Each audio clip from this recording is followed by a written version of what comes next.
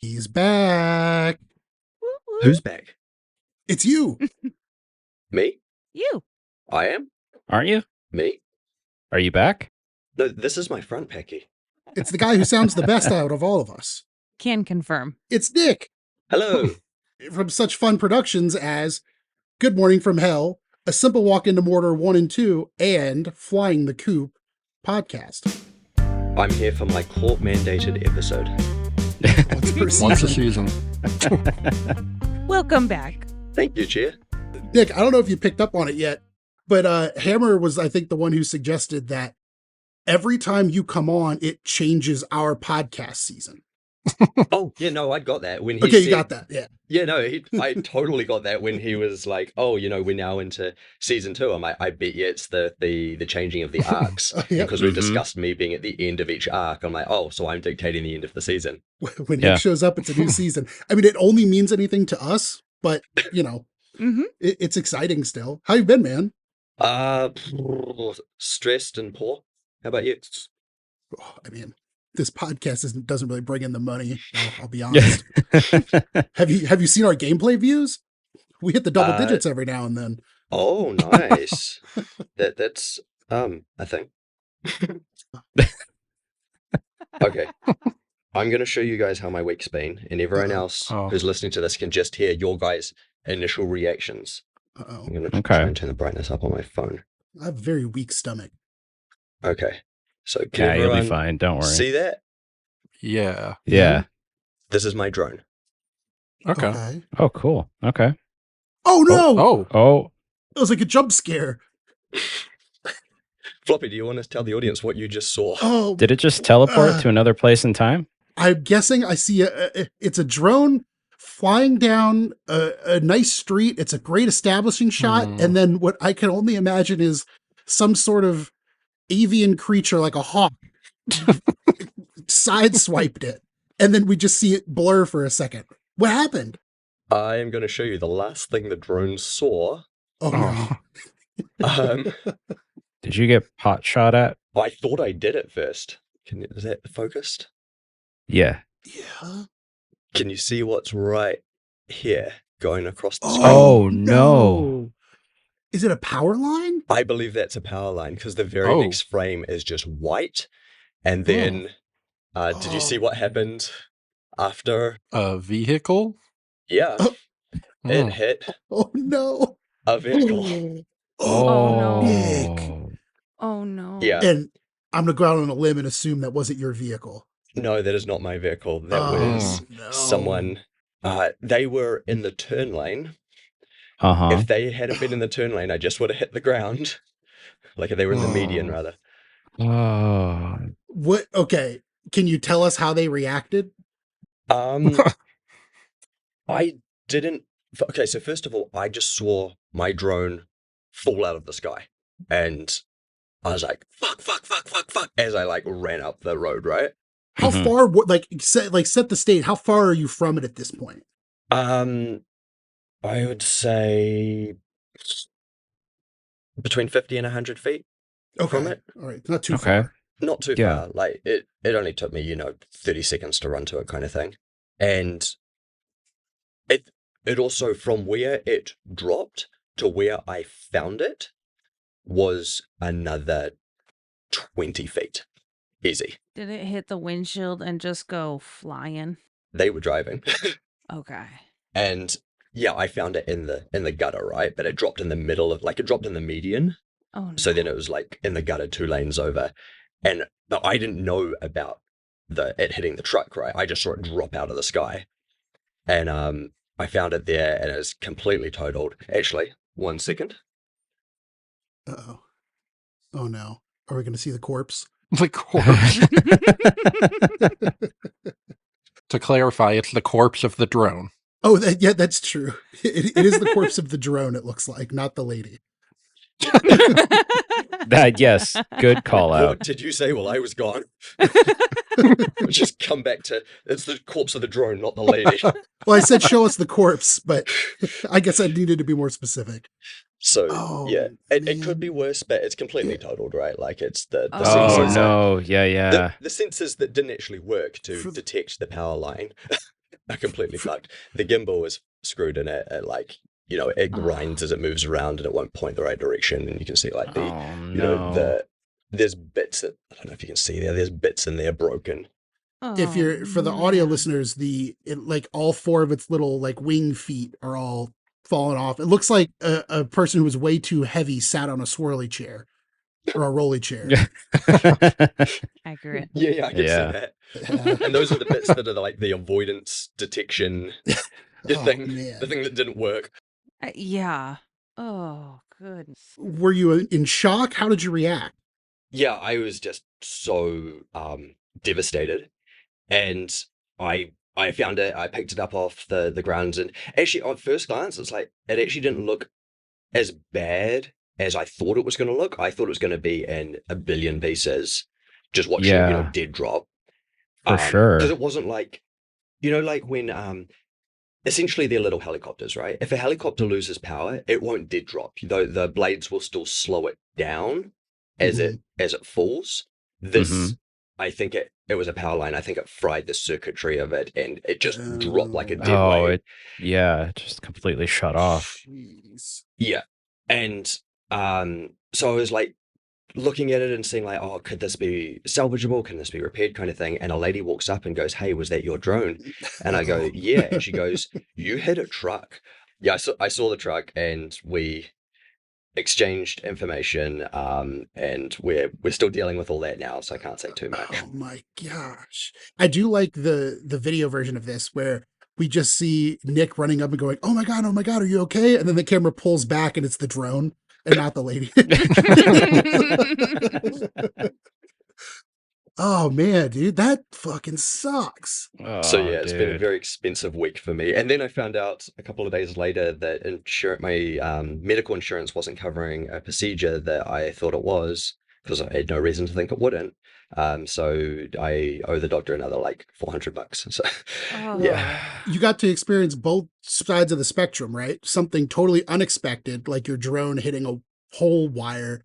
And then you got to have something totally expected, which was medical insurance being terrible in the United States. Yeah. Yeah. Right. Good old American health insurance.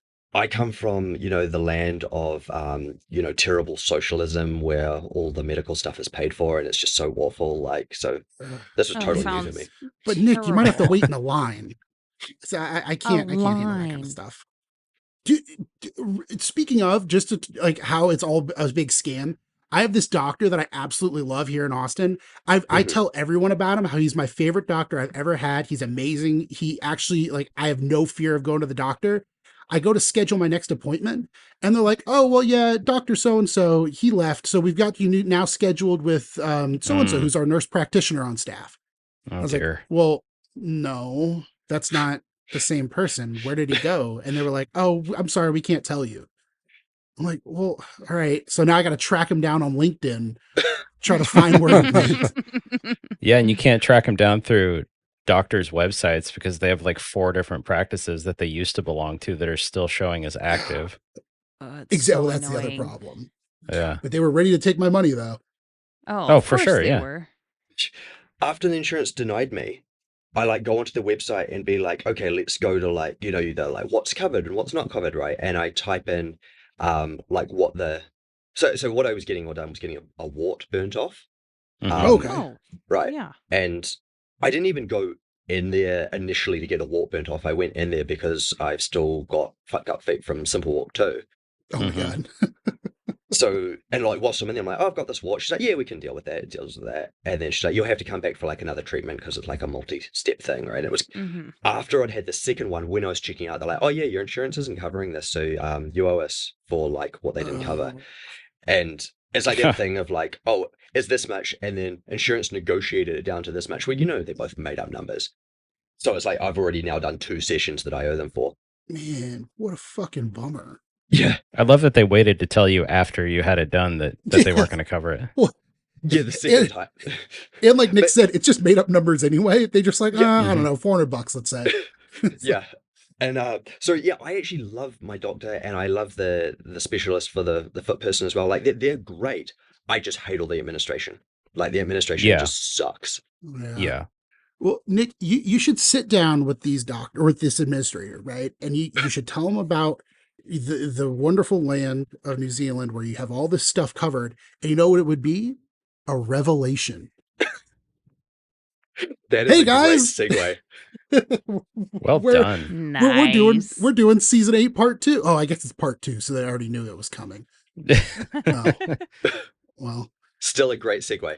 and we did have to push it a day, and now we learned why. I was 2 hours deep into a Pokemon gaming session, and I didn't want to get up. And then I saw your message come through, and I said, "Oh, thank God," and went back to it.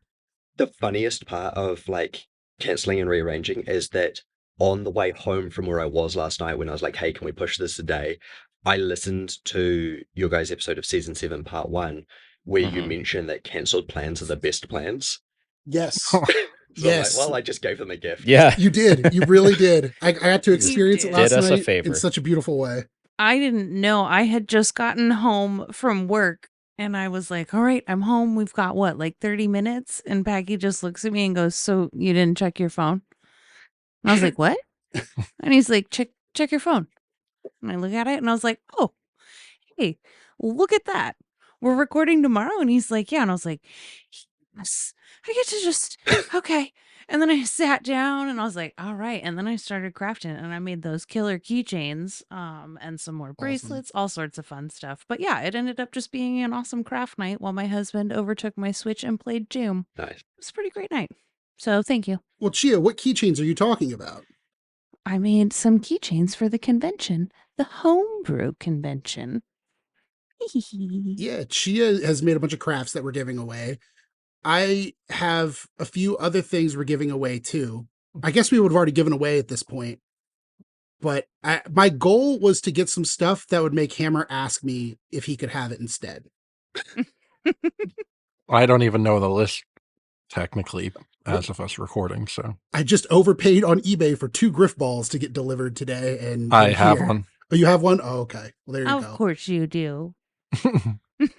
It's next to my floating eyeball church plush. Hell yeah. Oh, that's cool. Whoa. Hell yeah. Nick, I almost regretted not having you on for the first part because we got Monty's first fight scene. But after rewatching this batch, I'm so glad we have you for this one because Yeah. this was amazing. Such a treat this season was. Yeah.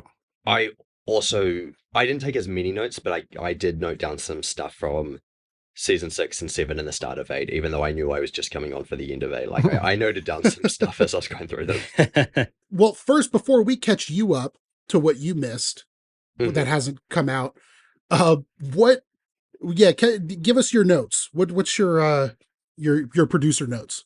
So my producer notes is the first note is you guys mentioned that you're wondering if like Bernie was sitting there listening to Flying the Coop being like, oh, they're just not getting it. So, something about Bernie is that he does not remember his own writing. So y'all don't have to worry about like him listening to it and being like, oh, that's not what I meant at all, because he does not remember what he meant. Like, he has gone on record talking about how like he'll watch Red vs. Blue Black and like laugh at it because he's forgotten all the jokes he wrote. What a Well, yeah, gift. he did that for restoration. Yeah, I do remember him saying that he was at like a screening at like some convention. He was laughing his ass off, and someone's like, "Wow, what a jerk!" Just laughing at his own stuff. I wish I could forget Red versus Blue and watch it all over again. Oh It's my fun, god, Packy. yeah. It's been great. Packy, wouldn't it be great if we could just watch it again for the first time, but all of it at once, and we didn't have to wait week to week, month to month Yeah. to watch it all? Oh, man. Mm. Yeah. That would be That's awesome. actually one of my notes is the end of season 6. Mhm. Like you guys talked about like going into Relocated and going to season 7 with a much more like light comedic tone. And being like, and Floppy, you even talked about like, oh, was Caboose the meta like in disguise, just because you're in that brain of like, oh, this is a lot more serious show, and like, Right. oh, you're not used to it just being jokes again. But like being there at the time, and I know Packy was there, Hammer was just a calculator at the time, so he probably wasn't watching. It was just Hey, a that's pile of Hammer's father screws. you're talking about. Pile of scraps. Floppy, were you watching like week to week during like season 6, 7, that era, or no? No, I wouldn't have watched Oops. Red versus Blue until probably 2014, 2013. I Okay. was I was all in on Rooster Teeth, like RT Shorts and the podcast, and I just knew Red versus Blue existed. Yeah, so 2013. So Simple Walk is what you in, really, right? I mean, Naturally. of course. Technically, yeah, obviously. The the finishing off on that bombshell of like, sincerely Dr. Leonard Church, and it's like, oh my God, Uh-huh. like, okay, Huge. he's the church we know is the AI based off of that church. What does this mean? Like, did the imp take him out? What is the implications of this going forward? And then we jump into Relocated that has the much lighter tone, but there's this mystery of Caboose. That mystery of Caboose at the time, like week to week, was like kind of satiating me of like, okay, Mhm. no, we've got to figure out what's going on with church. And like clearly Caboose is doing something, and Uh-huh. maybe church told him to do something like beforehand, like he's got these other instructions, like that. And then going into episode 0, or the trailer for season 7, of like having church and text there, it's like, okay, is he alive? Is he not alive? Like, is Right. the Epsilon unit somehow, Like projecting or something. yeah, not like projecting, but like the Epsilon unit can see what's around us. So this is the audience's view into the Epsilon unit Yeah, of yeah. like what it can see, kind of thing. So yeah, that was kind of satiating me in terms of like keeping that mystery going, and that more serious, good writing Yeah. tone from season 6. I remember like you were saying, Caboose might be what is he up to during Relocated, and how he's constantly in the Mhm. base with the super creepy music always playing. And I remember thinking something along the same lines of like he's up he knows what he's doing. He's up to something. Church must have given him something to do, because there was that line in the finale of Reconstruction where when Church's body fell out of the Jeep, Caboose stopped and he's like, "Wait, Church's body, he's gonna need it." And I was always like, what's he gonna need it for? What does he mean?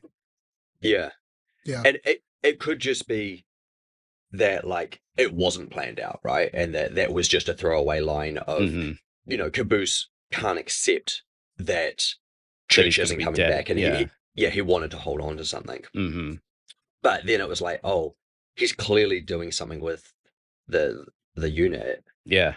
It's so great because, like you said, it was something that kind of kept me grounded too in the story of wanting to know what Caboose was doing. Again, not pushing back from the comedic, it kind of going comedic a little bit, but really wanting to know what Caboose was up to. And it wraps together so nicely with not spoiling what we're going to talk about later, but with what happens with Church at the end of this season and his last words to Caboose, Yeah, forming a nice little bow to where I could see, especially watching this, not knowing if there's going to be a season 9. yeah. It gives you a little bit of hope and something to cling to yet again. This trilogy really felt like, okay, stick with me this. Pirates of the Caribbean Mhm. and Okay. The Matrix, Yeah. where they have a first movie that is very self-contained, and then but it leaves just a little breadcrumb for if they might get a sequel. And then Mhm. the first movie does very well, and a trilogy gets greenlit. And so the second movie essentially becomes a big setup for the third movie. Yeah, it's almost Right. part 1 to the next movie, Yeah. even though it's technically part Mhm. 2, because it's a trilogy. Yeah, yeah. Yeah. I know exactly So, what you mean. Yeah. both Pirates and Matrix did this. They like had this great first movie, and then they got approved for a trilogy, and so the second movie just became like, okay, world building and lore establishing, and just a massive cliffhanger for the third movie, which is like all the payoff for the second movie and harkens back a little bit to the first one. That's what the Recollection trilogy felt like to me, where you have season 6, just extremely self-contained. There's just great story with just a little breadcrumb at the end of, oh, sincerely yours, Dr. Leonard Church. It's like, okay, what does this mean? And it's like this breadcrumb for the next season, and then the next season basically does not address it at all, and it's just, I mean, it does a little bit, but it's just going back to sort of the comedic roots, and it's just more them fucking around and more Blood Gulch than sort of everything else around this era. Mm-hmm. And so it was very much like the middle part of the story. And, you had the stuff with CT, and like that, it kind of finished on a little bit of a action movie note, if you will.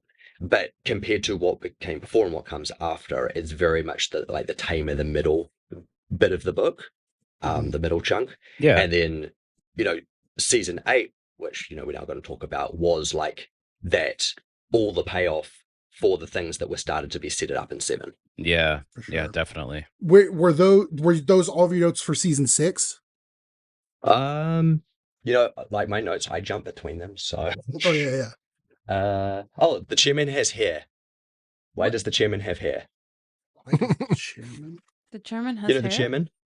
Yeah. He has hair? In the where he's talking to Wash when Yep. Wash is in prison in season 7, chairman Yep. has hair. There's a reverse shot of him. Yep. Yeah. Yeah, I just found it.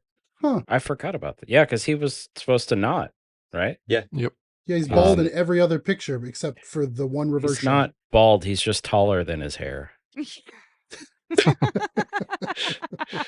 Yeah. But this one he Oh, clearly okay. has hair. Maybe he was ducking.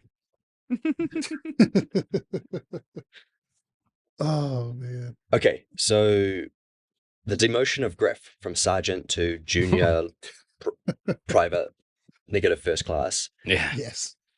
I talked to Miles about this years ago, and he agrees that Wash never would have filed that paperwork because they go straight into the mission and then Wash gets arrested. Griff is still a sergeant up until the events of Chorus, and I will die on that hill. Oh, wow. Yeah. That's a good point. And the last note I have is, Floppy, you got the quote wrong when you said, why is there? You could just stop there. No. Let him I don't think finish. I've ever got a quote right on this, but yes, what did I get wrong? Let's keep the It streak was the going. 6 pedals. It was the 6 pedals, 4 directions quote. You said it like Caboose says it in season 1, not like how Griff says it in season 7, which is the reverse of it. So in season 1, Caboose goes, why is there 6 pedals if there are only 4 directions? And in season 7, Griff goes, why are there 4 pedals if there are 6 directions? Mm-hmm. Well, I can explain this. So, like I've said before, I can't store short-term memory at all. So when Packy referenced it, the only thing I had left in my brain was season 1 from whenever I watched that years ago. So Years. that's Months ago. months ago. I guess that's true too. Now Oh, tell him no. about how terrible your short-term memory is. My what? What? And just before we get too far away from it, that's me with a homemade Griff ball. Oh, my reflections are terrible. Yep, I see it. Hell Nice. yeah. Blurry as fuck. Mhm. But homemade Griff ball playing real life Griff ball, and someone is hitting me with a sword. Or trying to. Whoa. That's That's like- awesome. That's fantastic. Remember, like, people started playing Quidditch in college? I was just thinking about that. Yeah, there was a guy I used to know on the Rooster Teeth website that played Quidditch. I think he lived in Canada, but he was on like an amateur Quidditch team. They had like uniforms and everything. It was crazy. Griffball would be way cooler than Quidditch. Totally. Yeah, if anyone was wondering if I've ever been cool in my entire life, that is the proof that I have not. That's the proof that you have. It is absolutely amazing that I got a hot wife. Where did you play it? It was at the second fan event I ever ran. The first successful fan event I ever ran, because the first one only had like 4 people turn up, but the second one I just went bigger and better and promoted the hell out of it, and yeah, we got like 30 people showed up. So that's pretty cool.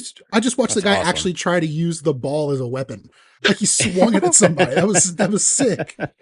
Oh man, this looks like so much fun. But get us back into business, Nick. What were your season 7 notes? One other thing I have for season 6 is okay, jumping ahead to season 10. Does anyone recall Agent No. Washington's freelancer ability? Oh, Not his AI, but his Yes. ability. his ability. Yeah. Yep. That'd be a Becky, negative. you remember what it is? No. I do. I know Oh. you do, Hammer. Hammer, we know. Hammer knew what it was before you asked the question. Yeah, I was about to say you should have just said yes when I said no prematurely. I can't. I've seen it. It's Correct. how how Floppy can't remember his short-term memory. I can't remember my long-term memory. We all foil each So, other. Hammer, you know how it relates Yep. to season 6. Yep. Yep. Yeah. Okay. You've all seen it. There'll be a fun Easter egg for you guys when you get there. Well, Oh, I Nick, can't it's wait for actually that. even worse. I'm pretty sure that Hammer at one point said Nick referenced this before, and I think it's the thing you're referencing. No. No. Oh, is something else. Oh, okay. I wouldn't know. Okay. No, your terrible short-term memory didn't hear that he was talking about season 10. Oh, I thought, okay. But yeah, getting us into season 8, Pecky, were you there? I don't know if you guys talked about this last week. Do you remember when they released the first 4 episodes as like a one thing right at the start of season 8? Oh, Packy's got one better. Yeah, I was at the PAX that they showed that at. Oh, nice. I think I saw it. I think it was like 3, maybe 4 days before it dropped on the internet. Mm-hmm. Yeah.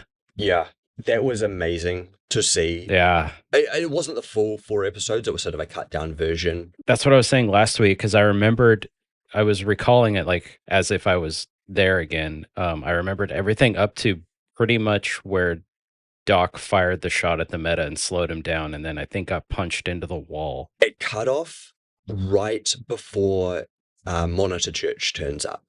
It cut off at... So they'd cut out the bit of him coming through the wall. Like that was cut out of there. And they had all the Simmons on the Jeep stuff. Yeah, because I remember when he's holding the bumper like a rifle, I remember all the laughter that erupted when he did that. Yeah. Yeah, that's where it cut off, was the "Ooh, ooh," and that's where it cut. And then we had to wait a month essentially before we got another episode because it was the first 4. Uh-huh. Nick, I do have a question for you then, because Packy was there and there's that, I guess, Rooster Teeth famous video of someone shot in the crowd of Monty's first big action scene with the Warthog busting through. Did you see it?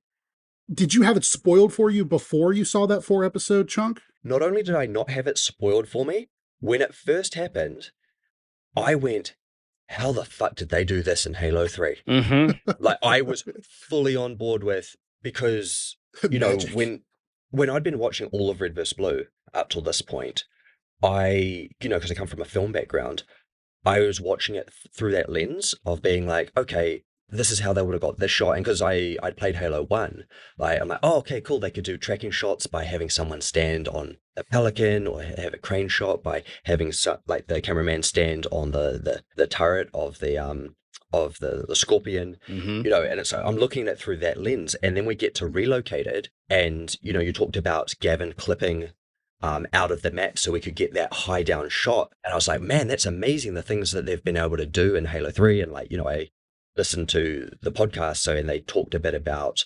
how they would achieve shots, and so that stuff was always really interesting to me, of how they managed to do certain things, and it always made sense. It's like, oh, it's amazing, and it's like, okay, they are manipulating the engine to do that, to the point of in Halo 2, how they would pick up a skull and change weapons at the same time to drop everything so they could have people without a gun in their hand. Yeah. They were finding these bugs. When that Warthog busted through the wall, I was like, man, what bug could did they do find in Halo 3? I just thought Halo 3 was just this amazing engine that they had just manipulated in the best ways. And maybe combined with a little bit of their photoshopping PNG stuff that they do, the skull wearing the top hat, that sort of stuff. They just amped that up. Yeah. And to the point of wow, they've added fish in Halo 3 that if you put the camera under the water, you can see fish swimming in the stream. I was so on board for it. And then after they dropped that, I was on the Rooster Teeth website and I saw the announcement of Monty coming on, and I went and looked up his stuff because I didn't know who Monty was at this point. Mm-hmm. And I was like, oh, right, it's all animated. Wow, he's doing a really good job. This guy's got some skill. Yeah. And seriously. I really liked how Monty knew the lore of Red versus Blue. And so he would put in the 6 pedals to the to the Warthog. Mm-hmm.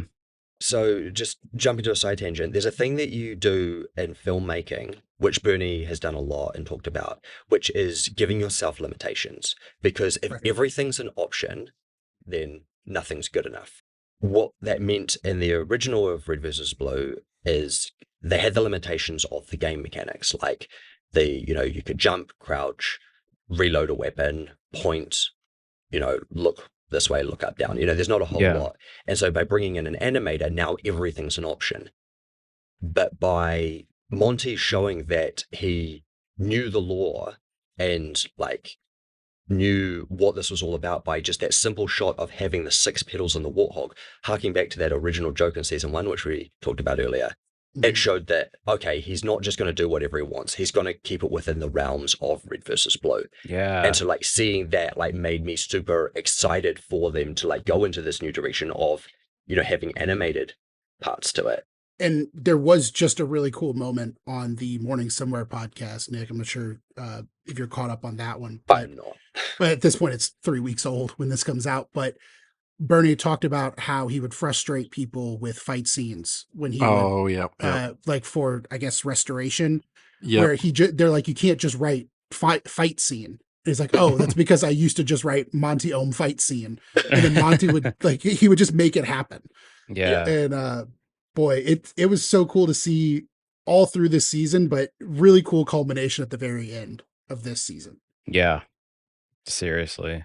It blew me away every time it came on screen. I mean, obviously when it first happened, we all had the same reaction. Wash did, like head tilt, like what the fuck is happening? And just every time it happened, it was like, oh yeah, that's right. This is something that they're bringing into the show. But I like that they didn't rely upon it for more than what was necessary. I thought that was a really good way to introduce it and keep it in the series. Like with Caboose not being animated, at least for the next couple of seasons, like showed that like, oh yeah, it's not going to be an everybody thing. There is going to be limitations to this. It's not just going to be used willy-nilly. It's going to be used with reason and purpose.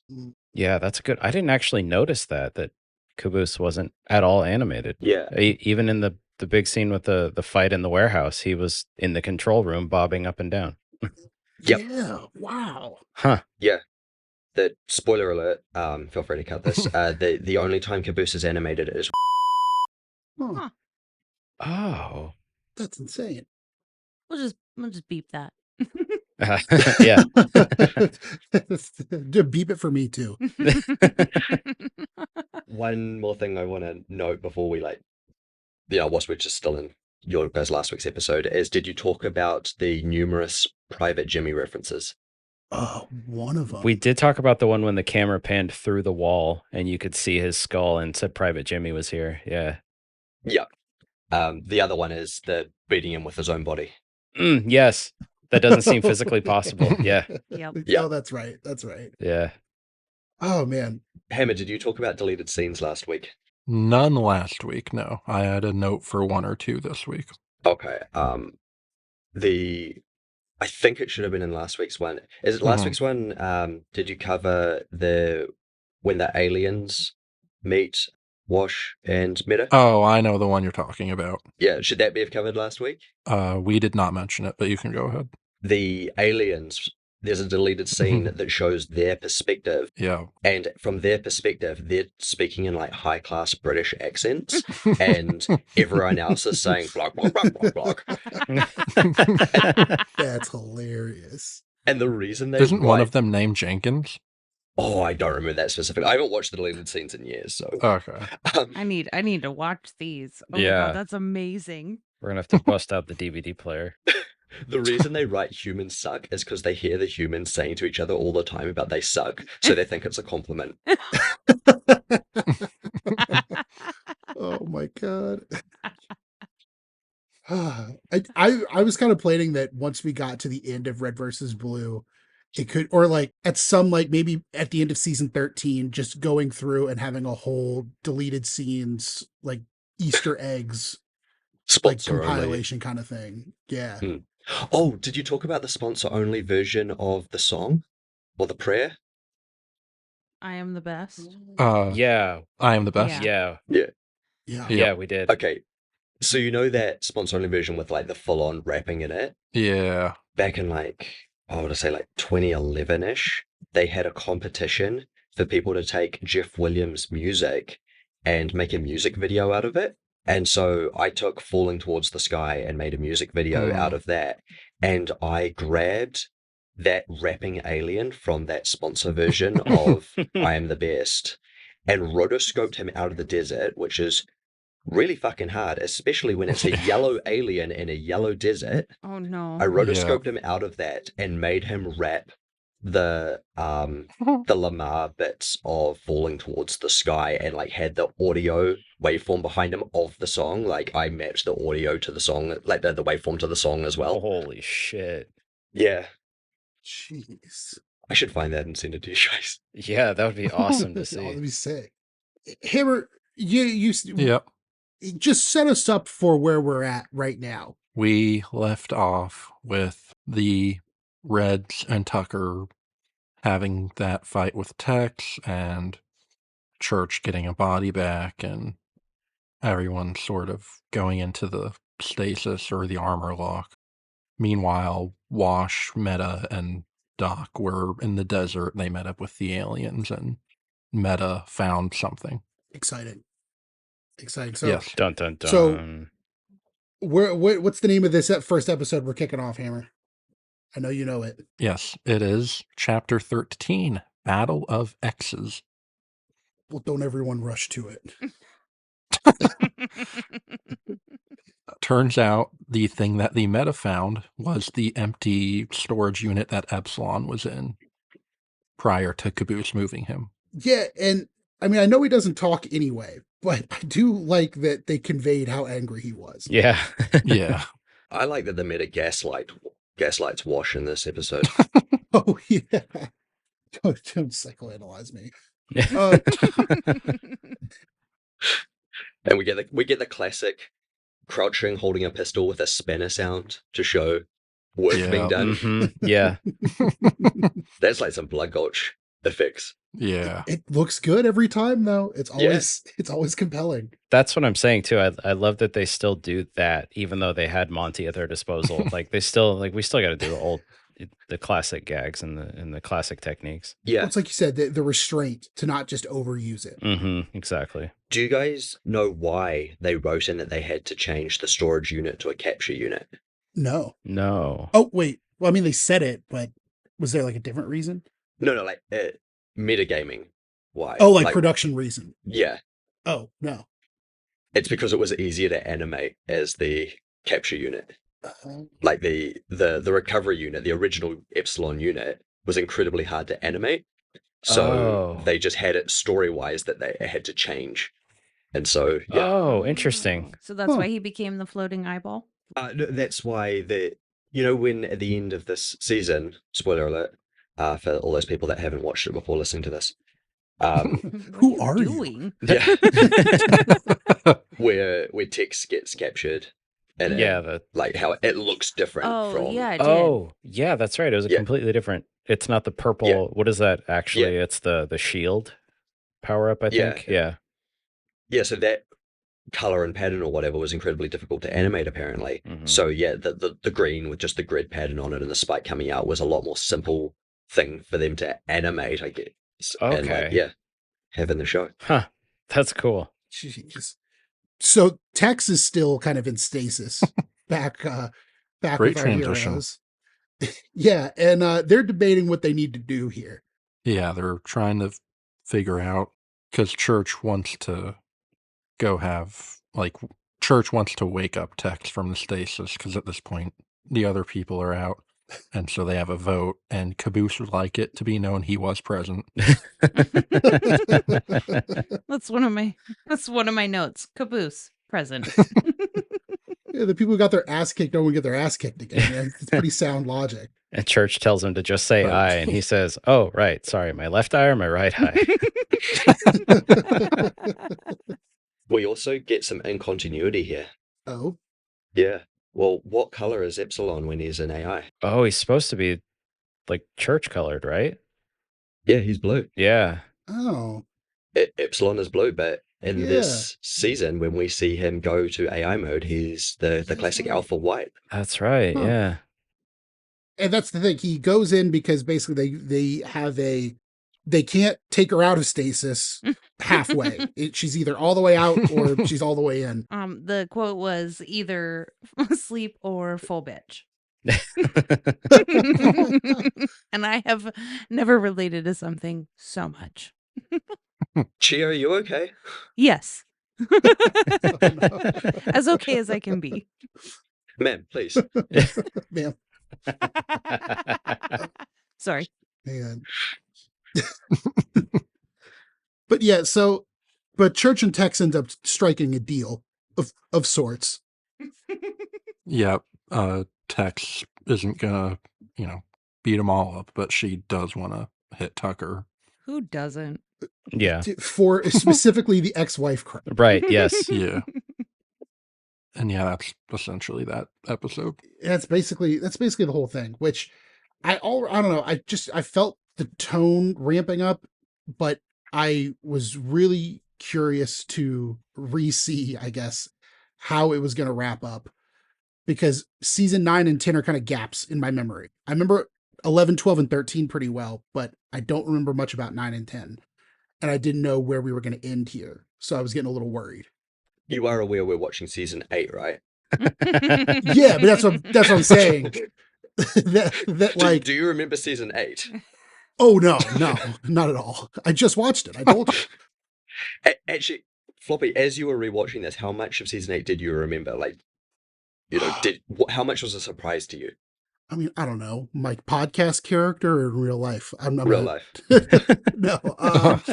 No, I mean, this season is the season that won me over to the show, like, as a amazing narrative, which I think isn't really a hot take, because I liked it for sure, but this was the season that really kickstarted things for me and really got me into Red versus Blue. And so it was fun to relive all of this as kind of a faded memory.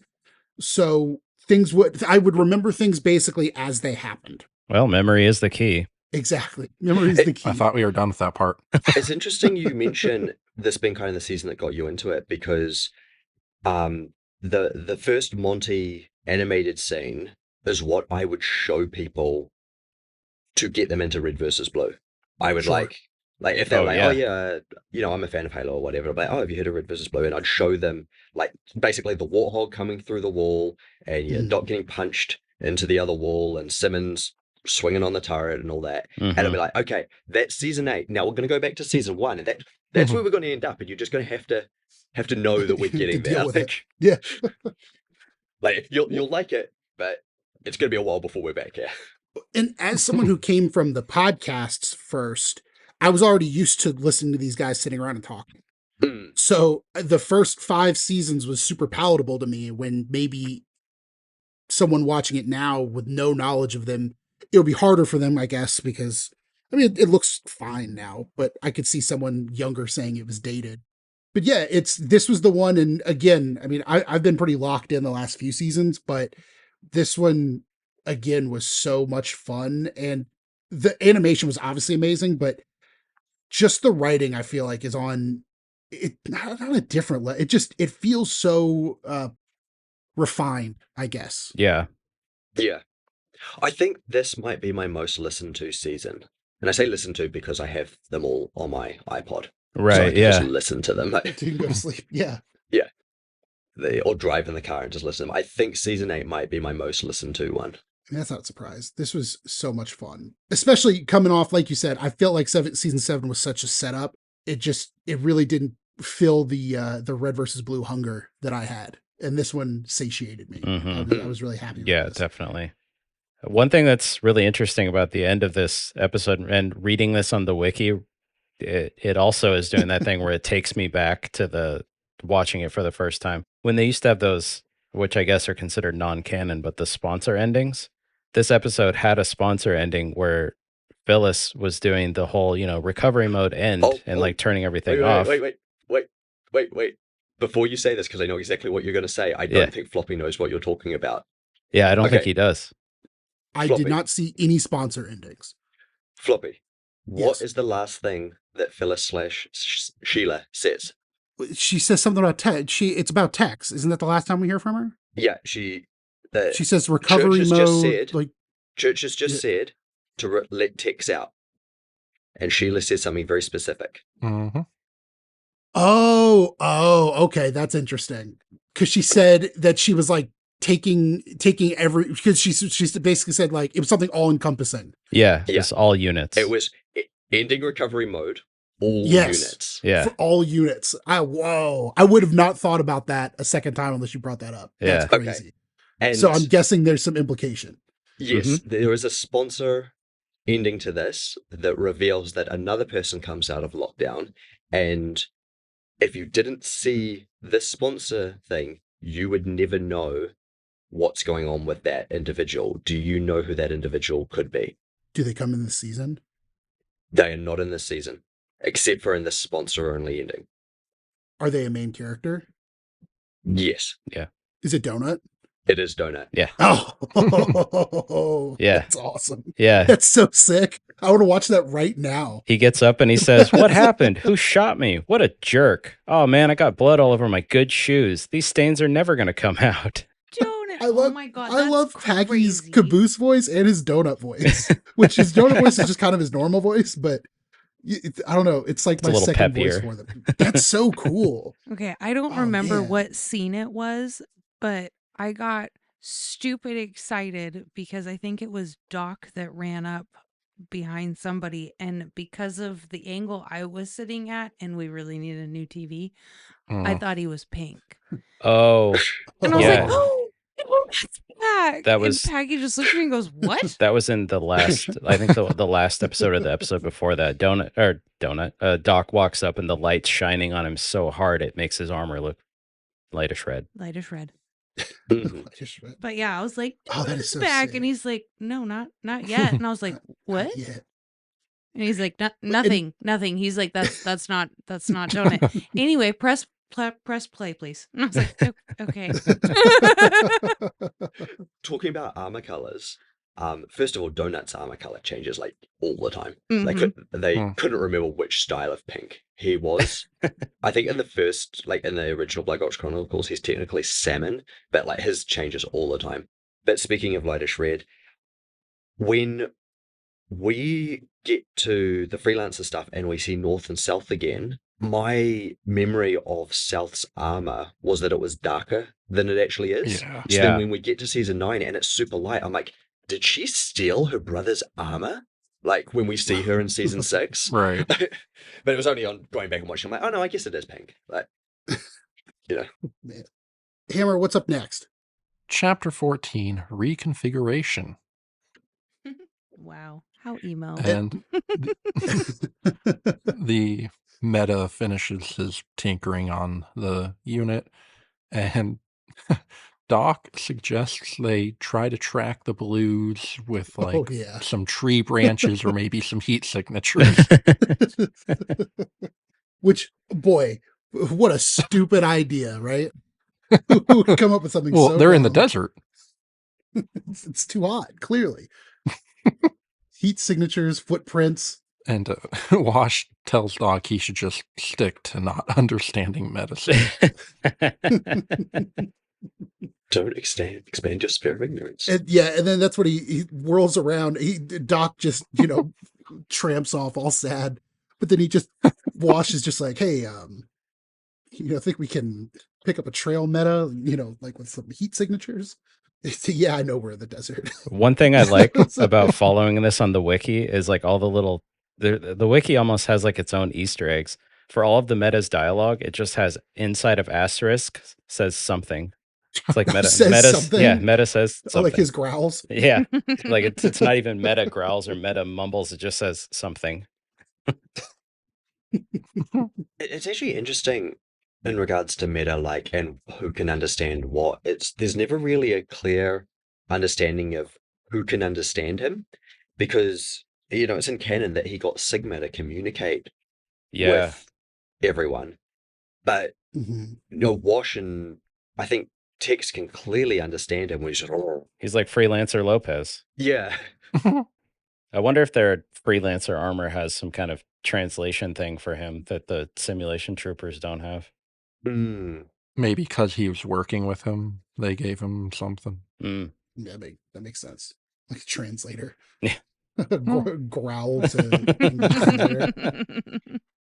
So yeah, then we're back. Tex is back awake now, as apparently are all units. And yeah, Church and her kind of have a little conversation. It's cute, I guess. Tucker's superpower is back, that I mentioned last time I was on. Yep. He knows when he's needed. And I'm back. What was your context? Like, what were you guys thinking theory-wise at the time was going on with Tex and Church? Well, as the audience, we knew Church was now an AI and that he was based off of the director. The Reds and Blues didn't know that. So this is me casting back my memory decades, but I think, my thought was just like, oh, this is how the Reds and Blues are going to learn what the audience already knows. Yeah. Like, it's kind of confirming it for the audience because Bernie did a lot where he would reinforce things. Like, especially if it was a case of someone not believing something, he would reinforce it for the characters so that the audience would be like, okay, yes, this is the truth kind of thing. Or you just have Delta say it. To me, this was, okay, it's reinforcing, yes, the alpha was based off of the director. Church was an AI, he wasn't a ghost. And Epsilon is starting to remember this. And like, so we're following Epsilon learning it, and we're following the Reds and Blues kind of pick up on what's been going on. Bernie's kind of referenced that before too, with how he, with the reinforcement or like making sure the audience understands that something wasn't a lie, and he relates it back to George Lucas with Return of the Jedi. How they had Luke sit down with Obi-Wan, and Obi-Wan explains to him that Darth Vader is his dad, because I guess at the time, a lot of people were kind of taking up the camp that it was just a lie, that Vader was like manipulating him. And he's referenced that a few times as like inspiration to like, it's okay to like, sometimes you have to let the audience know, like, this is the direction things are going. Like, you can have your theories, but still like, these are the bounds, which I think is helpful, because then I think that sends people and gives them different expectations or sets them up for disappointment. Yeah. Back with the Reds, Sarge wants Simmons to finally get to work on putting the Blues back into the files. And Simmons wants Griff to help, but he doesn't. So Simmons threatens to make him a woman and change his job description. My help with a computer? You have me confused with someone with, who can help you with a computer. But then the meta manages to pick up some sort of a heat signature trail. Doc claims that he is not developing Stockholm Syndrome. But it's okay because the feeling's mutual. Interesting thing about Stockholm Syndrome. Do you guys know that it's not real? Yes, which blows my mind. What do you mean? It's not a thing. It's not It's real. the guy that came up with it had a sample size of 1, and then afterwards, that one person who he thought had Stockholm Syndrome went on the record saying, no, I was just trying to stay alive, so I was appeasing my captors. Like, I didn't fall in love with them, I wasn't identifying with them, I was terrified for my life and just following what they were telling me to do. Oh. But, yeah. Yep. It's That's not interesting. real. Yeah, not real. Made a hell of a Blink-182 song, though. Yeah. But, it was a while ago, and the doctor was a man, and the person who was his one person with the sample size was a woman, so... So you're saying my fiance's only just appeasing me because she's scared of what I'll do? Oh, no. That's an entire can of worms that I'm not qualified to open with you, Floppy, but I can recommend therapy. For who? Everybody. Which one of us? Everybody Yes. needs to be in Yes. therapy. Oh, that's crazy. Yeah, it's from a 1973 bank robbery. That's crazy. Okay. Well, that's learning with Nick. Catch it once a season. Our new segment once a season. I'm full Oh, of just man. like useless trivia, which is all trivia. Check your local listings. We got to come up with a theme song for that one. Well, Hammer, what's the next episode called? Yeah, Chapter 15. Check your local listings. Let's see what I did. Yeah. I had that episode written down. Well done. Clap, clap, clap, clap, clap. But yeah, so we got Tex and Simmons with oh boy, I can't understand my notes. Nobody rushed to help. Well, read them and we can try to figure them out. Sheila. Oh, wait. Oh, yes, this is where they're talking with Phyllis, and they're trying to get info on the director. Well, Tex is trying to get info on the director, and that's really interesting because we find out that there were psych profiles done on pretty much everyone, except for the director and Tex. Well, or at least we don't have that information if there were psychs done on the two of them. I think at this point, Epsy Church knows pretty much everything and knows, like, he is based on the director. He is the director's memories. Well, he's the memories of Alpha, who's the memories of the director, etc., etc., etc. Like, he knows all of this, and he doesn't really want Tex to know everything. Because he doesn't seem shocked when he's like, oh, yeah, no, we're not in there. There's no church either. A little bit later, I think he built this all for you. Like, why do you keep it? He kind of, I know who you are. You're my girlfriend. Like, it's, Yeah. I think that was real gaslighty. That was, yeah. Yeah, I think, like, he knows, and he just wants to be done with it, and just, he doesn't want Tex to be chasing this ghost. and my less informed read on it was that basically what you're saying, like, he knows the what, but not necessarily the why. And then when he finds out that there are these journal entries, that's kind of his, like, the fill in the blanks moment of, like, I know what I am and, like, how I was created, but, like, what is the background? Yeah. And I think he knows it's bad, which is why he's, like, dissuading Tex from it. But then once he learns about the journal entries, which we find Phyllis lets him know that he needs to update his journal as the director. So Church downloads all of the journal entries and then has Phyllis delete all of the ones that she just uploaded to him. Yeah. So there's no trace of them anymore. Yeah. Like, yeah, I think that's also, like, sort of where he fills in all the blanks about Tex and who she is. But to him, it's like, I actually don't care about that. That's where we came from, but this is where we are now. We don't need to go back to there because that was terrible for both of them. Yeah. Right. Let's not chase these ghosts. Mm-hmm. Right. I did write down the whole entry from the director that Church played, I was just about to ask you. Hit it. The counselor's insistence on referring to Agent Texas as a byproduct continues to frustrate me. We have seen our share of unharvestable fragments. She is certainly not one of them. No, indeed. She's something else entirely. It's true that she is not one of the emotional cores, with which we've had enormous success, and then blah, blah, blah, blah. Which, that's so cool, that first line, especially with how Church reacts to something later in reference to Tex, because you get to see that mirror. You can see the director in him, or I guess of him. And but then go ahead. I had one thing I wanted to ask Nick real quick, because we got to hear the director's voice in this episode. One thing I brought up in part 1 was that when they got to the base originally, Phyllis was like, "Oh, you're the director. You haven't been here in a long time." But Church and the real human director don't sound anything alike. Do you know of, like, how Phyllis understood that was the director? Did she just know that the Alpha was based off the director? Yeah, that's my presumption. Epsy sounds exactly like Alpha because he's, like, as Caboose says, he's just remembering himself. Yeah. And so it might just be that Alpha and the director have the exact same clearance level. And so... Okay. Like, they're both, like, assigned to the role of director, so to speak? Yeah. Okay. So in, like, Phyllis's subroutines, Alpha and director are essentially the same thing. Okay. It doesn't matter that they sound different or look different. And like, she even says, I didn't recognize you in this form. So it could even be alluding to the fact that Alpha has shown up in a few different forms, like as it inhabited different things. Oh, interesting. Yeah. See, that's interesting.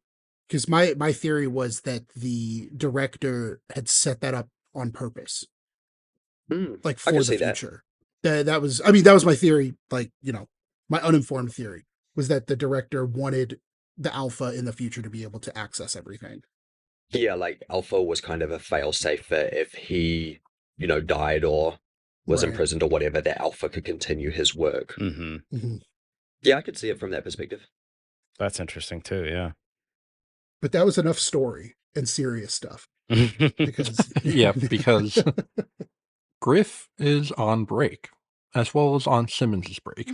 I love the bit here where Sarge is like, "Oh, what are those blues up to?" He's like, "Probably looking at us," and going, "What are those reds Yeah. up to?" Just like Yeah. call back to season 1, episode 1, but then also just like, "Hey Griff, hey man, what's up?" Like it really shows Griff in a nutshell of like, yeah, this doesn't fucking matter. No. You know, it's like, oh yeah, Yeah. these are just my friends, right?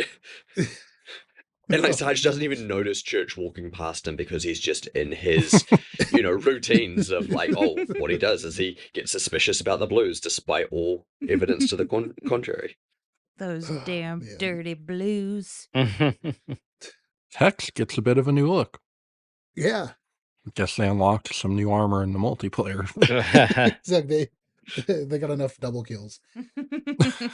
Yeah, Tex basically wants to go investigate this base in the snow when Church wants to go with her. Hope you find your empty base with your empty files. This was really weird for me hearing Tex attempt to tell a joke because Tex did not make jokes. What was the joke? You guys end up slowing me down half the time, or more than half the time. All the time's more than half the time, right? Doesn't Griff right after that? He's like, wait, fuck it. Why do I want to go? Yeah. What are we Right. doing? Why am I arguing about this? Yeah. But they don't give Tex jokes because No. her delivery is so dry that the one other time she did make a joke, we still Yeah. have the community to this day arguing over if she's Agent Texas or Agent Nevada. Oh my God, because right? people did not pick up on the fact that that was a joke and she was being sarcastic. Yeah. Because she's just so dry with her delivery, which I like. But then you have to have, half the audience confused because they don't pick up that she's joking. Boy. Wait, I find it hard to believe that Rooster Teeth fans would misunderstand a joke. It seems like far-fetched. Oh boy, do I have some stories, but never mind.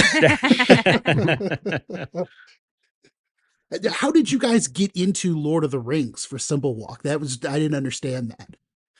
Well, I'm from New Zealand, and as we know, Yeah, the movie. New Zealand is Middle Earth. Yeah. Exactly. And then they just caught a plane. Oh, okay. Sorry, That an makes eagle. sense. An eagle. Oh, man. But then Simmons and Griff are experimenting with, I guess, the old equipment the freelancers used to use, and they're messing around with Oh it, my even though God. they don't have any AI to help them run Yeah. Oh, Jesus. it. And Griff has the idea of invisible naps. What a great idea.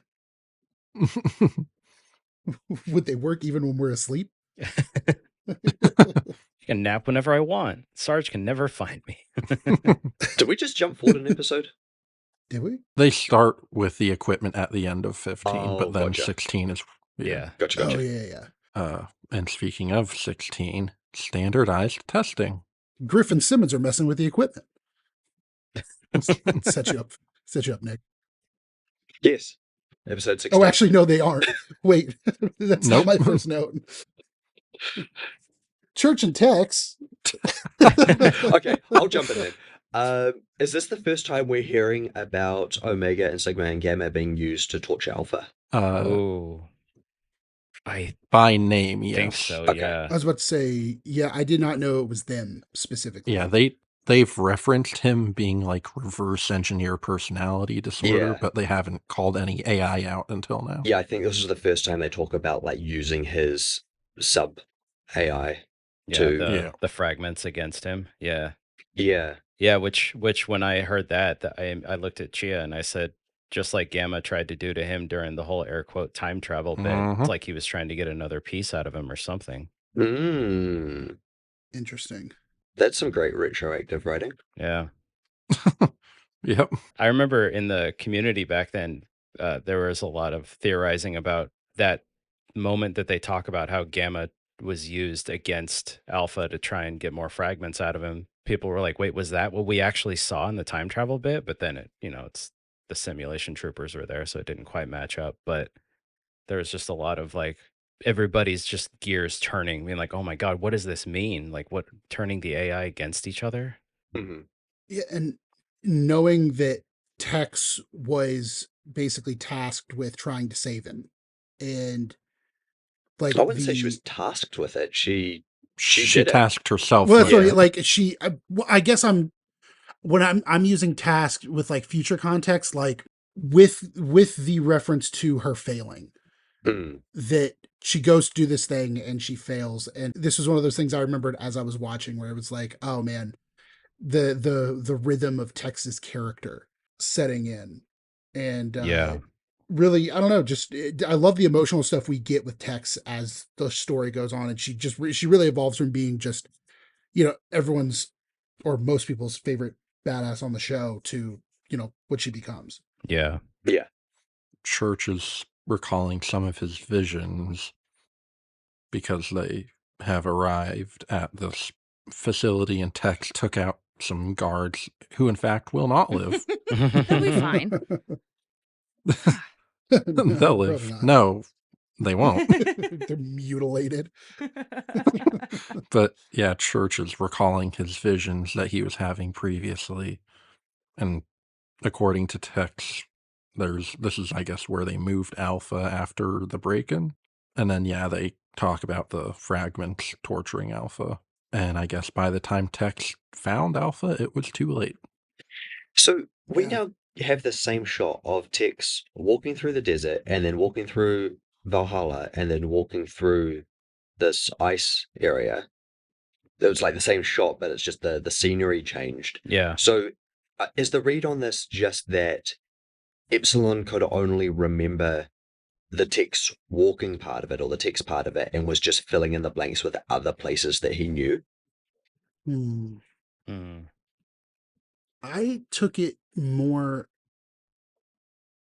Because the That's Epsilon unit really had interesting. the Epsilon unit had been in Valhalla, but he hadn't really been out of the unit of Valhalla.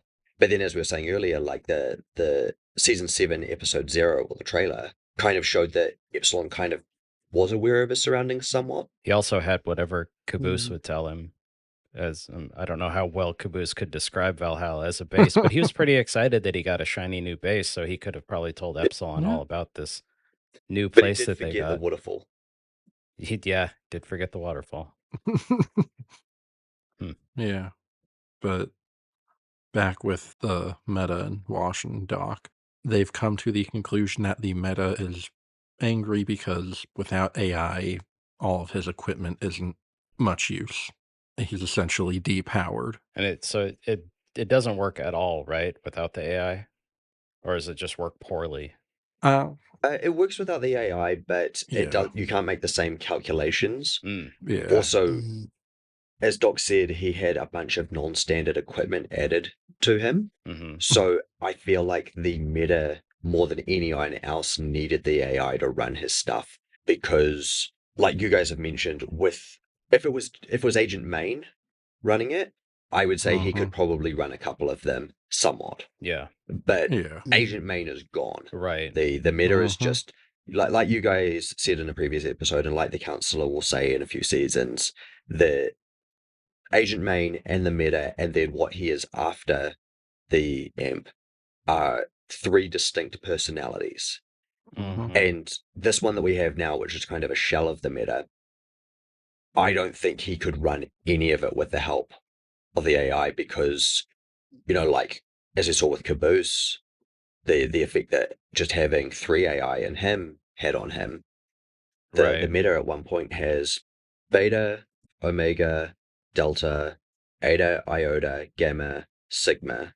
Am I missing anyone? So it's 7 AI in one brain. And right before the imp went off, he had Alpha too, because he did Yeah, jump in there real quick. yeah. So Hmm. 8 other voices in his brain, and we saw what it did to Carolina just having eta and iota. Yeah. Mhm.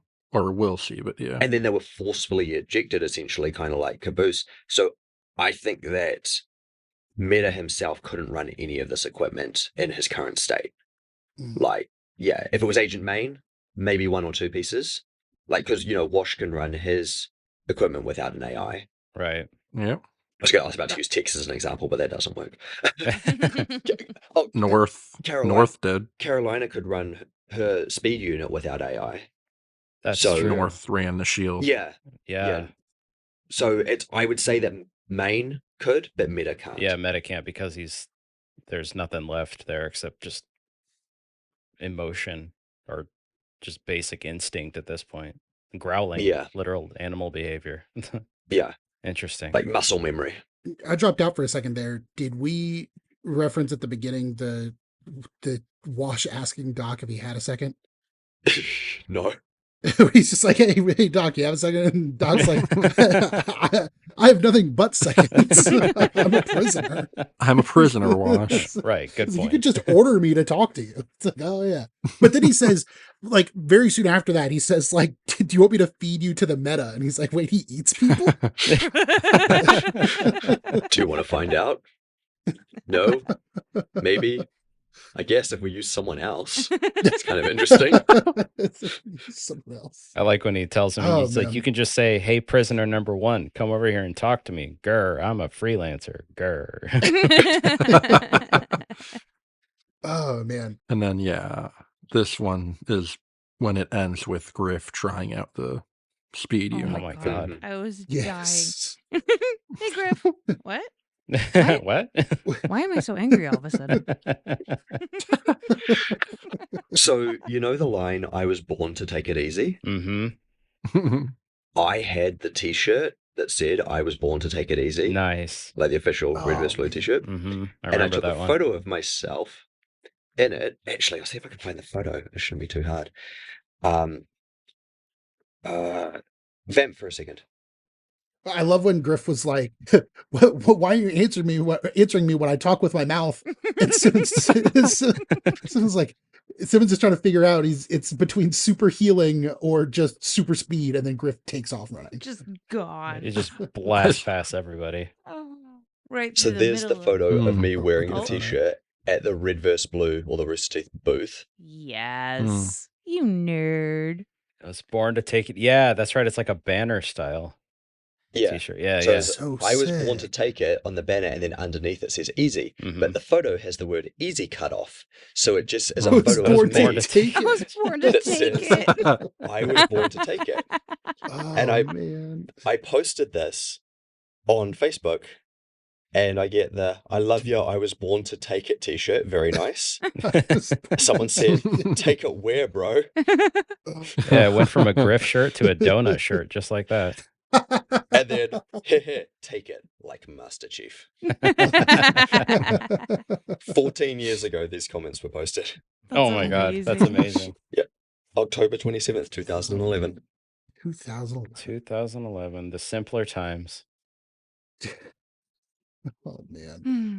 Oh, geez. But yeah, Griff runs headfirst into a wall, or I think body first into a wall. That splat against the wall is just hilarious. I love the Wile E. Coyote slam into the painted on wall scenario. That's Full so stop. I feel like Griff saying later, he's like, I knew a giraffe once. I think it was in a book. A giraffe book. good. And then he gets really Ah. tired after he's done. So he slows down. So I'm gonna gonna go take to a nap sleep now. now. What do you think clouds smell like? Yeah. I think clouds smell like. Oh, yeah. That he was also talking about the book. He's like, the book wasn't very long. The giraffe was, though. You know, it's the neck. We're playing a game where everyone talks super slowly and the lights are really bright, and I've got a headache and I can smell clouds. And boy, is that hot in here. Oh, man. Then we get 17, 10th percentile. 10th percentile.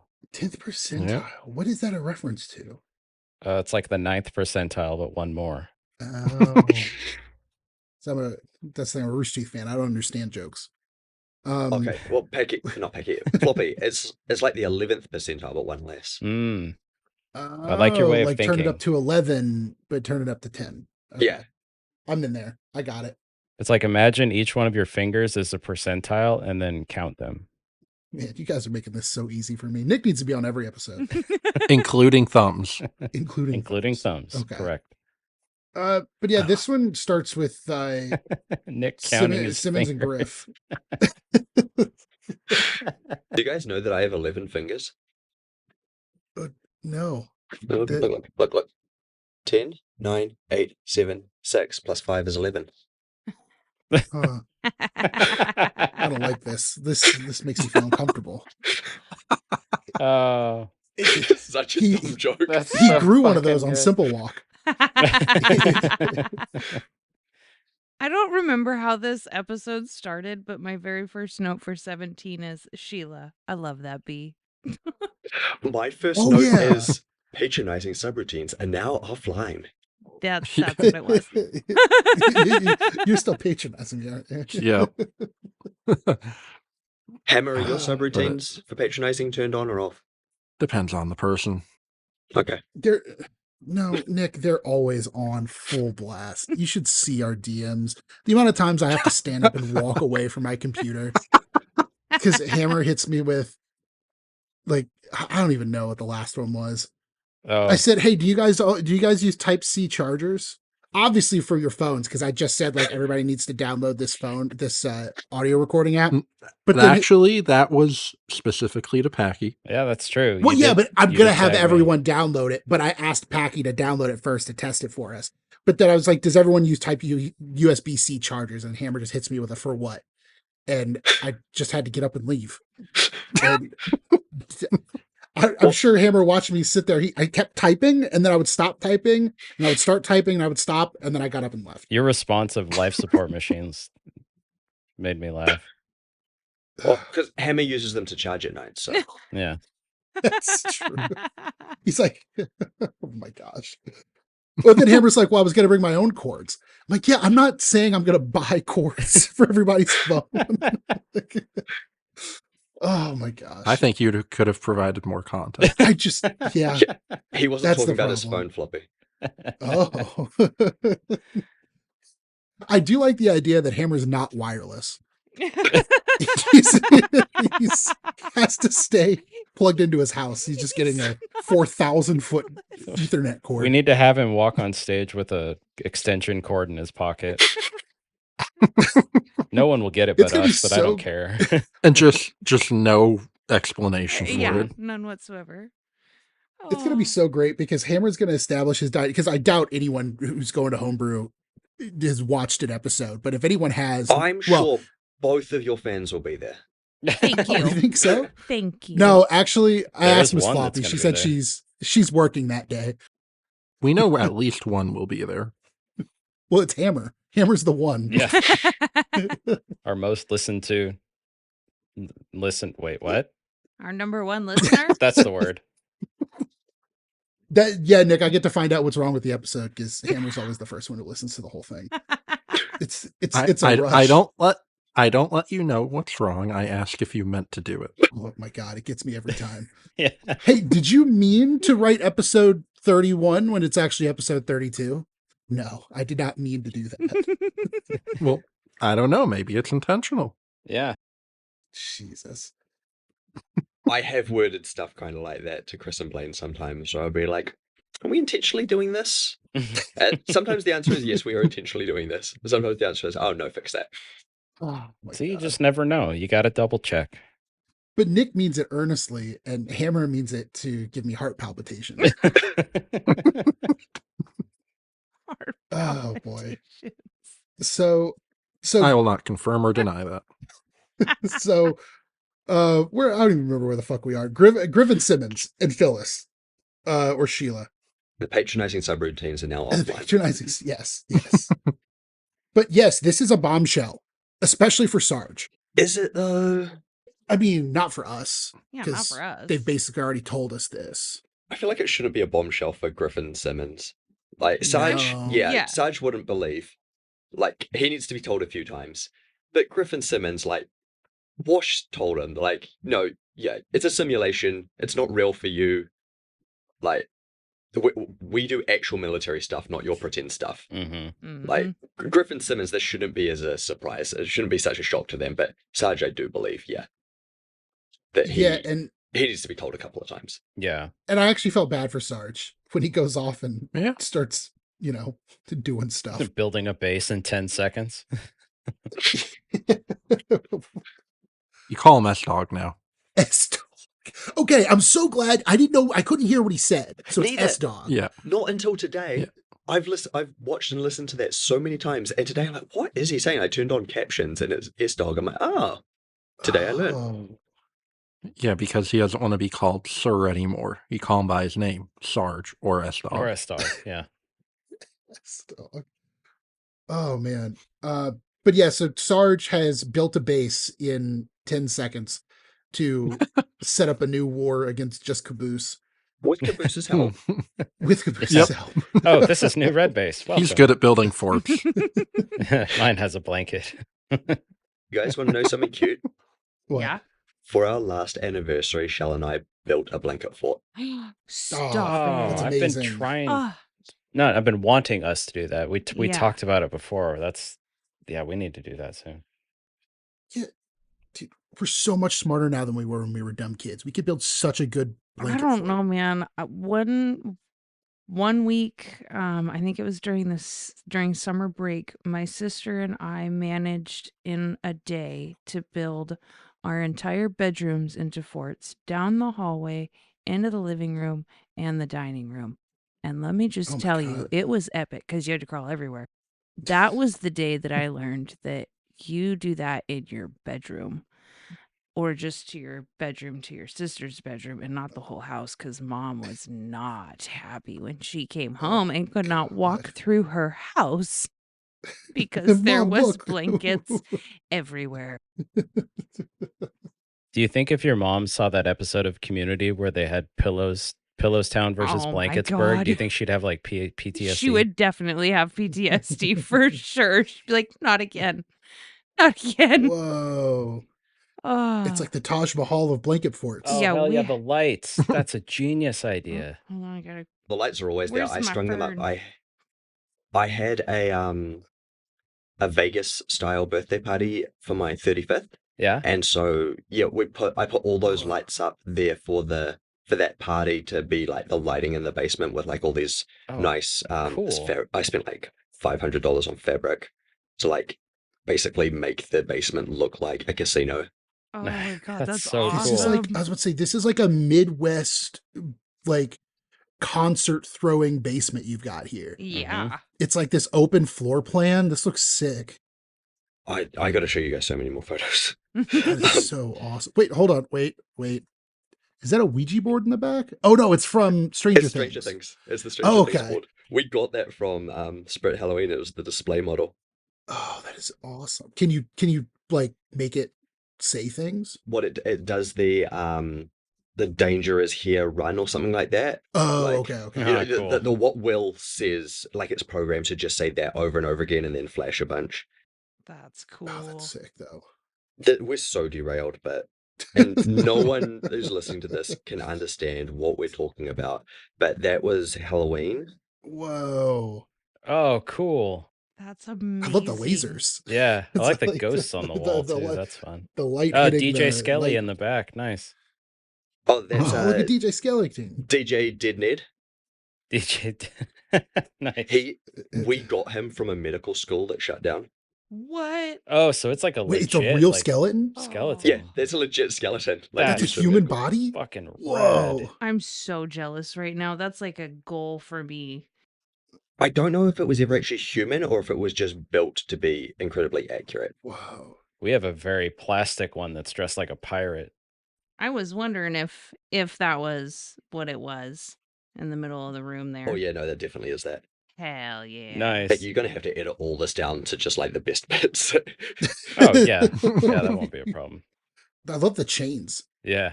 Thank you. Yeah, those chains have actually been up for years. I just don't bother taking them down. They came with the house. It's perfect. Perfect basement aesthetics. Thank you. This is one of those things where what would have been like 2022 or 2021, because Shelby's birthday is October 30th. And I'm like, hey, for your birthday this year, I'm thinking we just have a massive party for you. And then we went out and spent like $800 on decorations. So then I was like, girl math, not that it was known as that then, but girl math, We now have to have a party every year to make use of these decorations. Yeah. Exactly. That's how you make it make sense. Yeah. Yeah. Yeah. So by this point, you've basically made money from the decorations. Yeah. Though we keep buying more. So Oh, That's That sounds how it about goes. right. Yeah, when Halloween decorations start coming out around here, I'm like, oh, house decorations. What do we got for this year? What am I adding? yeah, we have so many. I'll get off this topic, but I'll send you guys more photos of like just Please decorations do. around our That's place. so awesome, man. Wish I had a basement. I have one. Of course you do. it's where it lives. Yep. Oh, my love of Pennywise. So yeah, now we're back with Church and Tex, Yep. and they are hot on the trail of They're on a trail. a trail. Yeah, they're hot on a trail. Because Tex wants to find the director, and I guess her plan to do this is to get that information from Wash and the Meta, Mm-hmm. and in order to talk to them, she has to lure them, so she uses Church as bait.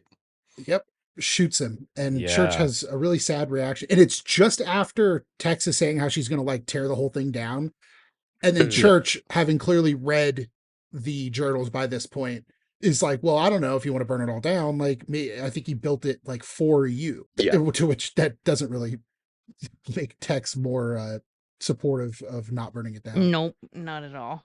I guess it does make her more supportive. It makes her more supportive of burning it down. Yeah, she didn't want to come back, but she's here, so she's going to do something Yeah, about she's it. going to make sure Yeah. that they pay for the fact that she has to be here. And then we get that sick line where he says that he would have helped her. And then she's just like, you can't even help yourself. Like, that's why you made me. Yeah. It's like, oh, geez. To take on all the things you can't handle. It's like, oh, shit. And then, of course, the recovery beacon starts blinking Mhm. or starts beeping. And then we've got Doc, Wash, and the Meta are all heading off towards the base. Yep. And then we get Chapter 18, Rally Cap. Right before we jump to chapter 18. Yeah. Wash's line of "we're going to the only place that's left" is such a Wash way to say Oh, that. yeah. Like Yeah. his Yeah. aggressive, paranoid, melodramatic, just cryptic, like all the time. I like to think I portray myself in a really straightforward way. Freelancer power activate. Was this Oh, in this episode? Was when they were talking? Yeah, that's when they revealed that like their entire plot of Blood Gulch was like simulation number 3 or something like that. Yeah. Yeah. I That want was to know so funny. what the other simulations were. Like, what Yeah. was simulation 1, 2, 4, Yeah, 5? seriously. Like, if Huh? 3 was time travel and all the And shenanigans of Blood Gulch, like, what were the other ones? yeah, time travel to a dude pregnant with an alien baby. Yeah. Yeah. Which is supposed to be a likely scenario that freelancers may encounter Yeah. in the first. exactly. They're really prepared for anything. They were at war with aliens. Yeah. We got to be ready in case one of them knocks us up. But then, yeah, we pick up in Rally Cap, and Caboose has also picked up the recovery beacon back at their facility. But then we go to Wash Meta Doc. They arrive, and I have to derail for a second to ask Nick a question. Nick, Hmm. where do you think, and if you've already heard the episode, then don't worry about it, but what do you think Hammer's name comes from? is that on mic? Yeah. I don't know. It's Oh, should we not put it on mic? No, it's fine. I just Okay, didn't know if we okay. talked about it in an episode. we or did. not. It's actually going to be in the episode that comes out tomorrow. That might be the first time well, we've ever perfect. talked about it on mic, but it is in that episode. Okay. Ah. It's just based on what we know about Hammer. But yeah, and when I say his name, I mean Hammer specifically. Well, with most Yeah, people, the mission of part's pretty obvious. with most people, their parents name them. But since he's an AI, His father was a calculator. yeah, I'm guessing that the occupation of the person that you are based on was a smith. Dude, Hammer, you want to reveal it? Is that correct? He used to hit dingers. Baseball. It's a baseball nickname. Oh, I never 'Cause would you- have got that. Yeah, like You know I'm not American, right? but still, to be fair, the name of the episode, Rally Cap, is what made me think of it. And then I was like, I wonder if Nick knows that Hammer's a baseball guy. But yeah, Hammer's some baseball star in high school, gets the name Hammer, and that's why we all call him Hammer now. Okay. So he had a sports subroutine that none of us were aware of. Yeah, he can beat the bejesus out of a ball. I don't think sports would be a full routine. I not a wanted to subroutine. take Hammer to the. I actually have an alumni game on Tuesday. What? Oh, is that your makeup game? Yeah. Nice. But I'm sorry for derailing. But yeah, Hammer's an AI athlete, which, boy, Trump would be upset about that, I think. Or maybe he'd love it. I don't know. But yeah, the trio arrive, and Yes. Wash picks up on the fact that this could be a trap because it's a perfect scenario for one. Mm-hmm. Well, before that, though, Caboose finds out. Yeah, we did. Oh, did we say that? Yeah, yeah, I guess. Yeah, before I derailed. Yeah. Go ahead. Then Doc counters that like, well, if they knew, you would know. What if they expected that and instead that's the trap? And he's like, nah, you're overthinking it as a bunch of landmines light up. Yeah. It's like, oh, son of a bitch. Told you so. It might just be because I've been playing Tears of the Kingdom. But did anyone else get the feeling like with the, you know how the last one takes a second to light up, that it's kind of like a Korok puzzle? I can totally see I can it. see that. Yeah. Now I want to make an edit of that, with all the video editing I do. I want an edit of that, of the last one about to go off, and then right as it explodes, the Korok pops up. Yeah, you found me. But then we get Caboose addressing Sarge by rank. Sergeant. Yeah, Sergeant. But yeah, Caboose relays that Church is hurt, which, I mean, naturally he wouldn't think that Tex did it to him. But the Reds kind of answer the call here. It's pretty sick. Yeah. Well, initially it's only Sarge, but then he gives a speech. Yes. A really awesome speech from Sarge. Yeah. You do what you got to do, Private Griff. Yeah, you're right. We should point out he is the first one to where he's just like, what does he say? He says like cowboy up. Yeah. Is that saddle up? Yeah, that's what saddle up. This whole speech was amazing, and that it harkens right back to the start of the series. It references where we've come from, but it's giving new context to it, and new drive to it. The music is perfect. It's the title of it's called Sarge's Rally because he's literally rallying the troops. Yeah. Mm-hmm. And we get it in a new, inspiring way with just this amazing camera work. Like we've even going back to season 1, that crane shot that I talked about earlier, like standing on the cannon of the Scorpion. I know they didn't do it like that in this thing, but they did the same movement as that first shot. You've got these nice, like, dare I say it, drone shots, coming through from behind Grip and Simmons up on the base. Like, this whole scene was amazing. Yeah.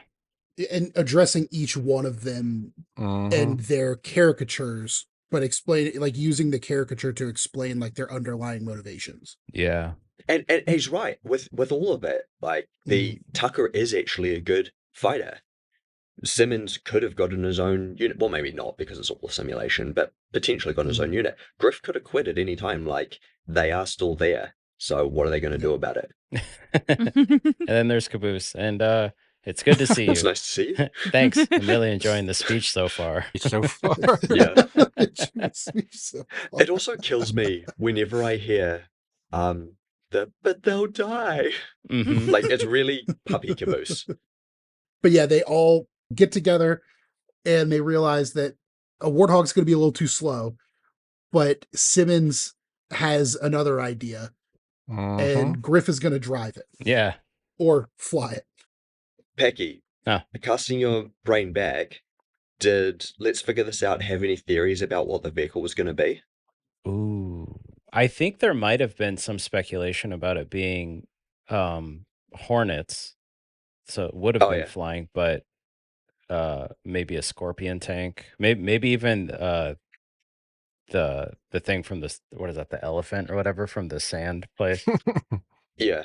Yeah. I don't remember what my theories were at the time, but I feel like I was probably hoping for something a bit more alien. Mm-hmm. Yeah.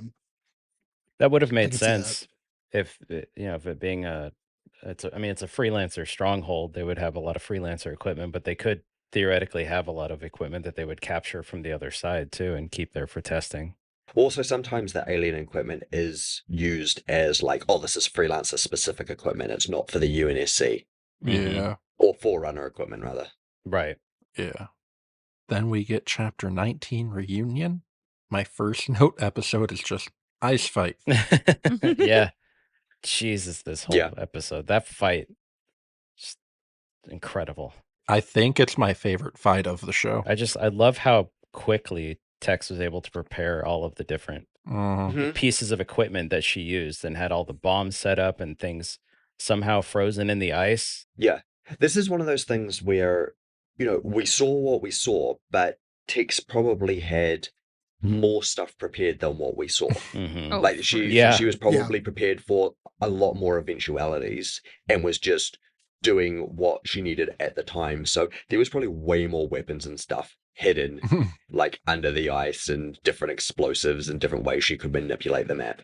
I agree with that. Like, because at that moment where Wash is firing the battle rifle and nicks her and like knocks her down, that moment I was like, oh man, I wonder what would have happened if she didn't get hit right there. If she would have somehow avoided the bullet and like just how much more she would have had prepared to try and kick their ass with.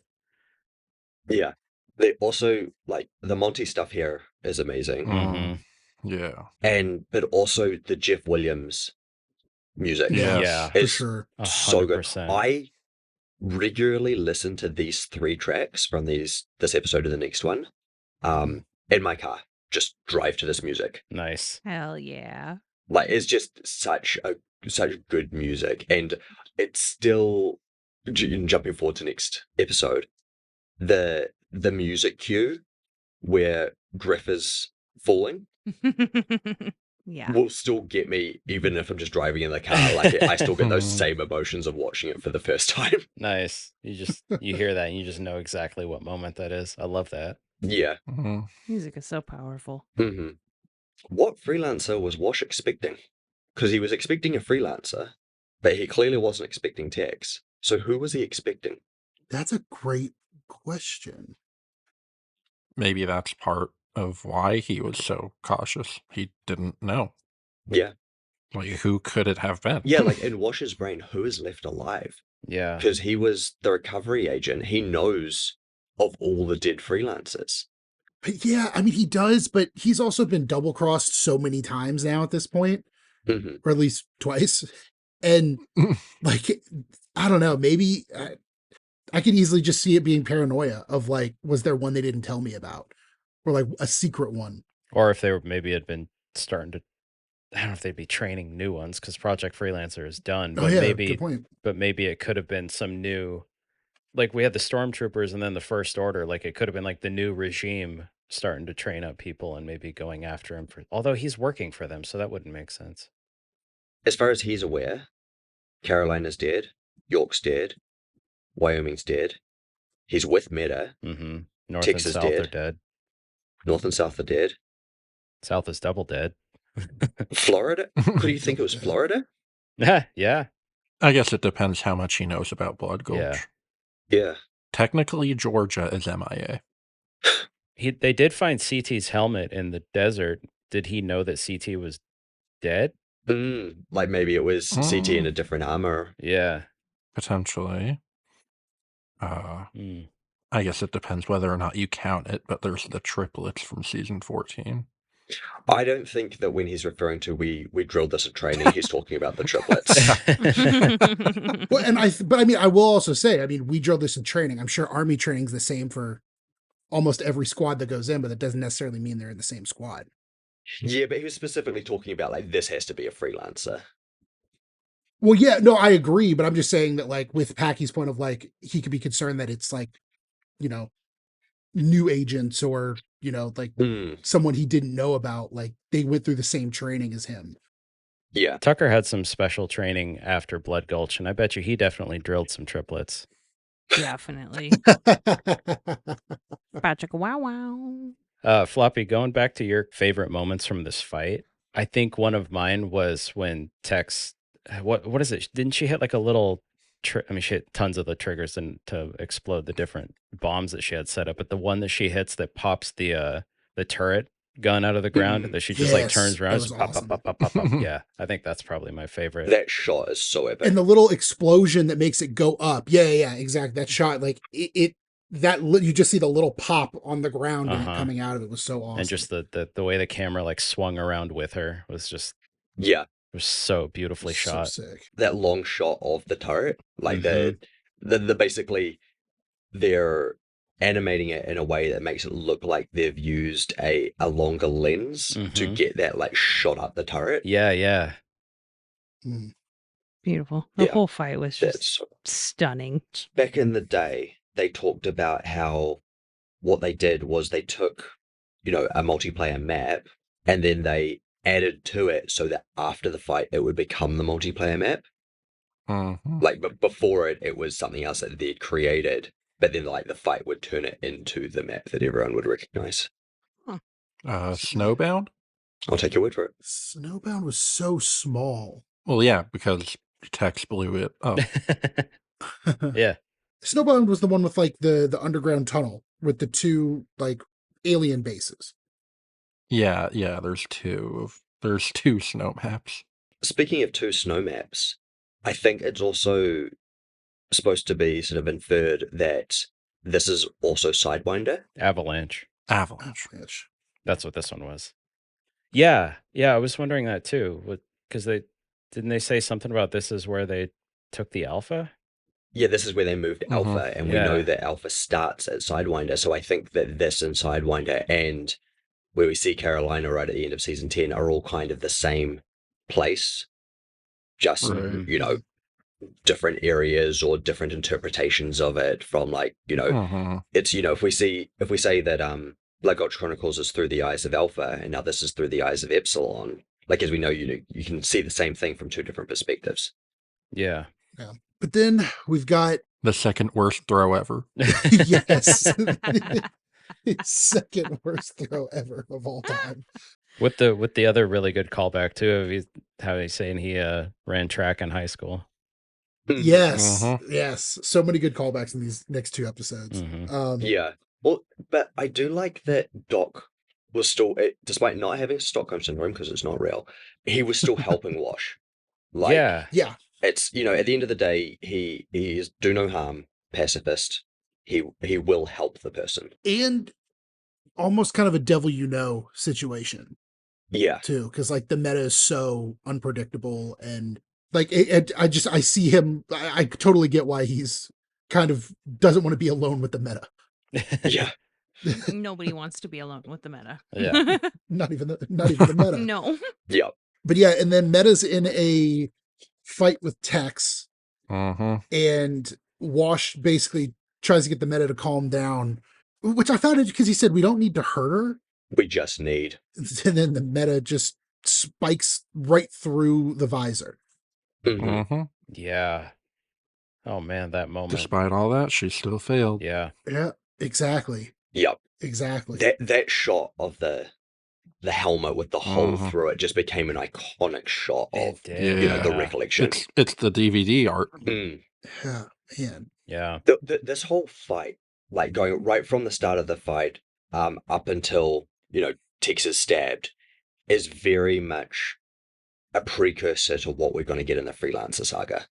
Like it's very similar fight choreography to, Tex versus Wyoming and York. Yeah. And the spiral, the highway chase, the jumping off the building, like there's so much of this is kind of like showing what's to come in terms of following the Freelancer saga. It's a really brief moment right after this too, but where Wash tells Doc to keep Epsilon safe. Like he says, he tells him you have to protect him. Yeah. And just something about like that. I just such a brief little moment, but just Washington kind of accepting like, well, I have to try to slow down the meta now, and like everything's changed. Well, because- yeah, he knows he needs Epsilon to keep himself out of jail. So right. Yeah. Oh, real quick. The fact that he was able to like track the meta with like the footprints and stuff. Mm. Oh yeah, the moving yeah. snow. That knife throw was epic. Yeah. Oh, the knife throw. Like, that really shows Wash's capabilities, because a lot of the time Wash is the butt of the joke when it comes to the freelancer stuff, and it shows that he's not as good as the others, but he held his own. And I also just love how, at the end of the day, Wash is a good person. Like, he kind of, into season 7, start of season 8, he's a bit darker. He's, a bit more self-serving because he's trying to stay out of jail or get out of jail. But when push comes to shove, it's like the meta is the worst one there. And Wash will protect Epsilon and Doc against the meta. Like, he immediately switches to, okay, no, this is the bigger threat now. And he will do the right thing when it comes down to it. Yeah, for sure. But what did he expect was going to happen when they found an AI with meta? Like, right? He wasn't going to go off. Yeah. That was my meta impression. And that's what he does say. I knew you were going to do this. Bernie talked about this on Let's Figure This Out, about how the I knew you would do this. I just can't believe it. Like, that they asked him what was going to be, if he hadn't been interrupted, what was going to be the end of that line, and Bernie just goes, I don't know, couldn't believe you'd do it on a Tuesday. Like, there was never an end to that line. Oh, I love that. Oh man. But yeah, he doesn't finish the sentence because as he's saying that, he says, I can't believe, and then he looks up and we just see a pelican flying in, trailing with like smoke like pouring out of the back of it. Well, and I know he couldn't have like known it was the Reds, but he knew it was the Reds. Yeah. I can't believe yeah, it. He knew. He knew. I love them in the cockpit. That shot of all of them in the Pelican cockpit is so good. And I love Sarge just being like, yeah, just land right there. And Griff's like, right, land. It just means to stop flying. Brace for impact. But yeah, well, then there's that moment with Church and Wash where after he says the thing about pissing his pants, and Wash is like, let's see how many of your friends lived through that. And Church is like, they're not really my friends. And Wash is like, it's fine. I don't think any of them lived any. They don't really survive. But they all did. Doc should not have survived. Sarge was able to just kick that pelican off the cliff. Doc should have knocked the fuck over into the water. Oh, real quick, you mentioned he kicked the ship. That's like one of the other few times that Sarge dropped an F-bomb, too. Oh, yeah, he said, fuck it. Yeah, it's a good point. Fuck it, kick. Because it's a rental, I guess. Yeah. It's a rental, yeah. But yeah, Church finds out that the meta has... the meta captured her in the memory unit, and that it's a capture unit, so she can't get out of it. Designed it to be one way. Yeah, because they didn't want Epsilon escaping again. And so basically Church is like, if you get her out, yeah, sure, I'll go with you. And so the Reds and Blues go off to try and like find tools and power sources and all that, because it is failing the unit. Last time I was on here, I mentioned that Bernie said that if one person knows something, then he treats it like everyone knows it. Yeah. This is actually what I was referring to, with Wash just says, hey, Tucker, go do this. And Tucker just goes and does it. But up to this point, Wash has had no interactions with Tucker. Oh, yeah. Huh. That's a really good point. I do, yeah, because I think he's actually said that again, too, since you said that before. Because he said, like, you don't want to have a scene of them just all sitting around explaining the thing that the audience already knows. Like, you can just assume that they've talked about it at some point off screen. Yeah. It's assumed that at some point Church goes, oh yeah, there's also this other member of our team in aquamarine teal armor, and his name is Tucker. Yeah. But yeah, so Wash and Church get to have a little conversation where Washington realizes, or I guess kind of commiserates with Church a little bit, because Church reveals that he knows about the director and his connection to the director and the Alpha. And there's that moment that we were talking about earlier where, well, first Wash says that her name's Allison, or the person she's based on was named Allison, to which Washington says she's just a shadow. And that's when Church gets really angry. Yeah, don't call her mirroring. that. Just like that Yeah. quick bite back was oof. Well, that's really showing how he is based on the director. Mm-hmm. Like he Yeah. has that same level of attachment to Tex that the director has to Allison. Yeah. Which is awesome. We also see that Wash was fibbing earlier, telling a little lie when he said, so earlier in the season, Wash says that he doesn't care if the unit locks down after Epsilon's in there, as long as Epsilon's in there, because that's his ticket out. He doesn't care, about it after that. Mm-hmm. But then here he goes, oh, if you get in there and it locks down, they won't believe me that you're in there. So I think that he actually does care about Epsilon someone. Like he was his AI. He does care if he gets locked in there. It's not just about him being his ticket out of there. Yeah, that's a good point. Because I mean, Yeah, they were only I didn't think about together that. for a short time in his head, but like he got everything. He got all of his memories, all of his emotions, and everything. So you can Yeah. only imagine like this whole speech that Epsilon Church gives him about the way that he feels for Tex and and the person that she's based off of. I mean, Wash may understand logically she's just a shadow, but emotionally he has to feel some of that from the memories that he still has. Yeah. And earlier in the season where they're trying to close the hole in the wall and they're trying to get Church mad Mm-hmm. to like blow him, and he ends up seeing Washington. He goes, Washington. Yeah. Oh yeah, we talked about that. How fucking awesome that was. What was your guys' read on that? I think all we touched on was just how impressive it was that Bernie was able to portray Oh that yeah, level of anger. Okay, it's not actually anger. It's, because there's another thing that LTFO asked him about is like, why was Epsilon angry at Washington? And Bernie said, it's not necessarily anger. It's just that they were sort of there together through this, terrible time of sort of Epsilon breaking down inside Wash's. Like they're all tangled together in that memory. And so when Epsilon saw Washington, it re-unlocked that time with him. Oh. And so it wasn't necessarily anger at Washington, it was just a huge surge of emotions. Yeah. And that's what came out. So like, here with maybe Wash does actually care about him, but he doesn't want him getting trapped in there, despite saying earlier he didn't care if he got trapped or not. I think they are kind of tied together in a deeper way. That's super fucking. That would make sense, being that he was literally in his noggin. Yeah. Mm-hmm. Like that's a just connection. my read on it And yeah, no, today. that's a connection that would definitely bring up so many feelings, so many emotions. So Yeah, that- and especially with them being talking in person and actually being around Epsilon again.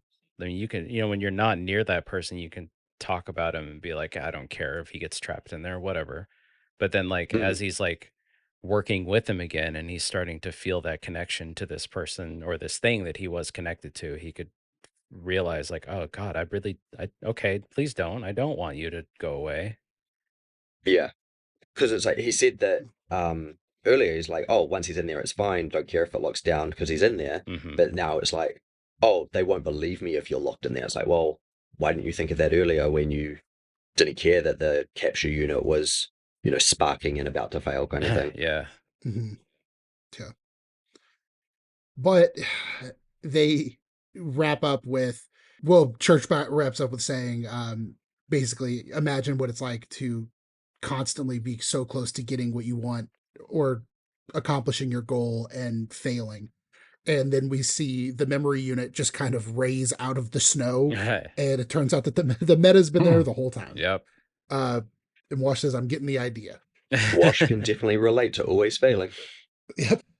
But then we got the finale, which is called N+1. Wash has a little scuffle with the meta, but gets hurt. And so that leaves it up to the Reds and Tucker to take out the meta. And this was the one with the batteries, with Griffin Simmons looking for batteries, which like how they said, or power cell or batteries. Like, what's the difference between a power cell and a battery? Mm-hmm.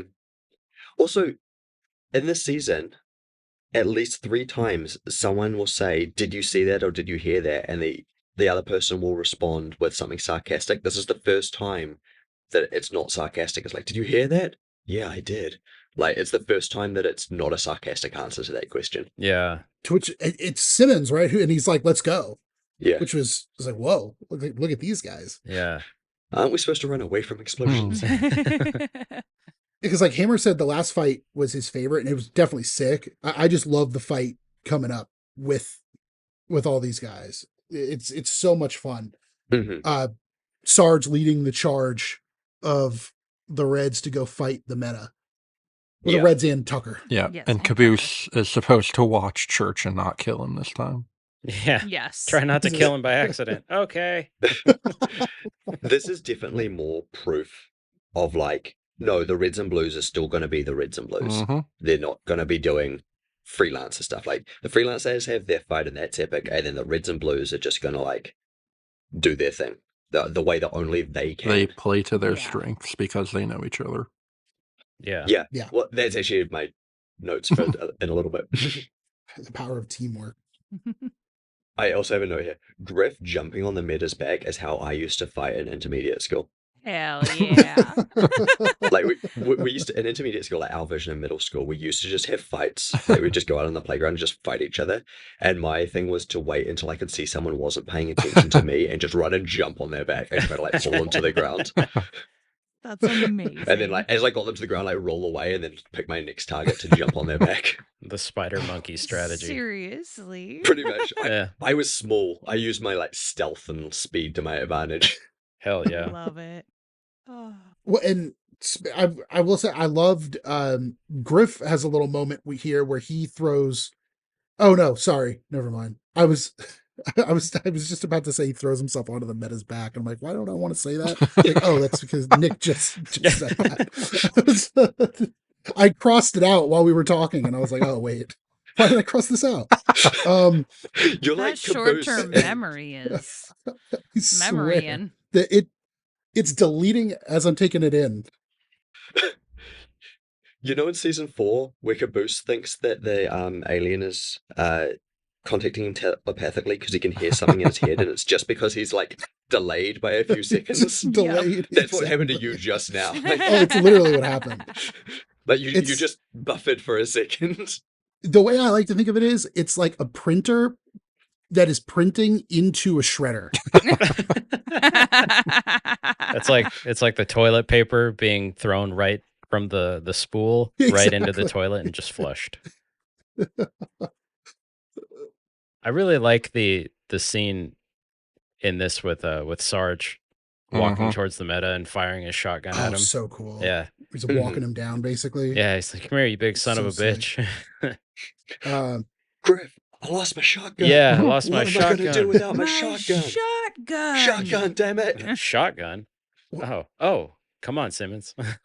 And that really had me thrown because I did not know what Wash gave him. Because I did not remember that at all. And I was like, did Wash give him like a different recovery unit? Yeah. Or like an armor the lock or extraction? something. Yeah. Yeah, what did he give him? But yeah, that was way cooler. Settle a bet, would And you? then when he said settle a bet, yeah, look like a big cat to you. That's so sick. And this shows what Hammond was just alluding to, or saying that the Reds and Blues know each other, and they will work together as a team. Like they win not because they're stronger or faster or better. They win because they know each other's strengths and weaknesses, will work to them, and will work as a team. Yeah. And I think, was it the director or the counselor says a bit later that, yeah, the reason the meta was able to be defeated was because the freelancers could never work as a team. They were just a series of individuals. And we even see that with North and South in season 9, is that even the twins won't work together. North will look after South. He'll react to the things she's doing, but they're not working cohesively. South's doing stuff and North's reacting. Yeah. And it's kind of baked into their training too, because their whole thing is a leaderboard. They're not trying to work together. They're just trying to do better than the person in front of them. Yeah. Yeah. Great way to put it.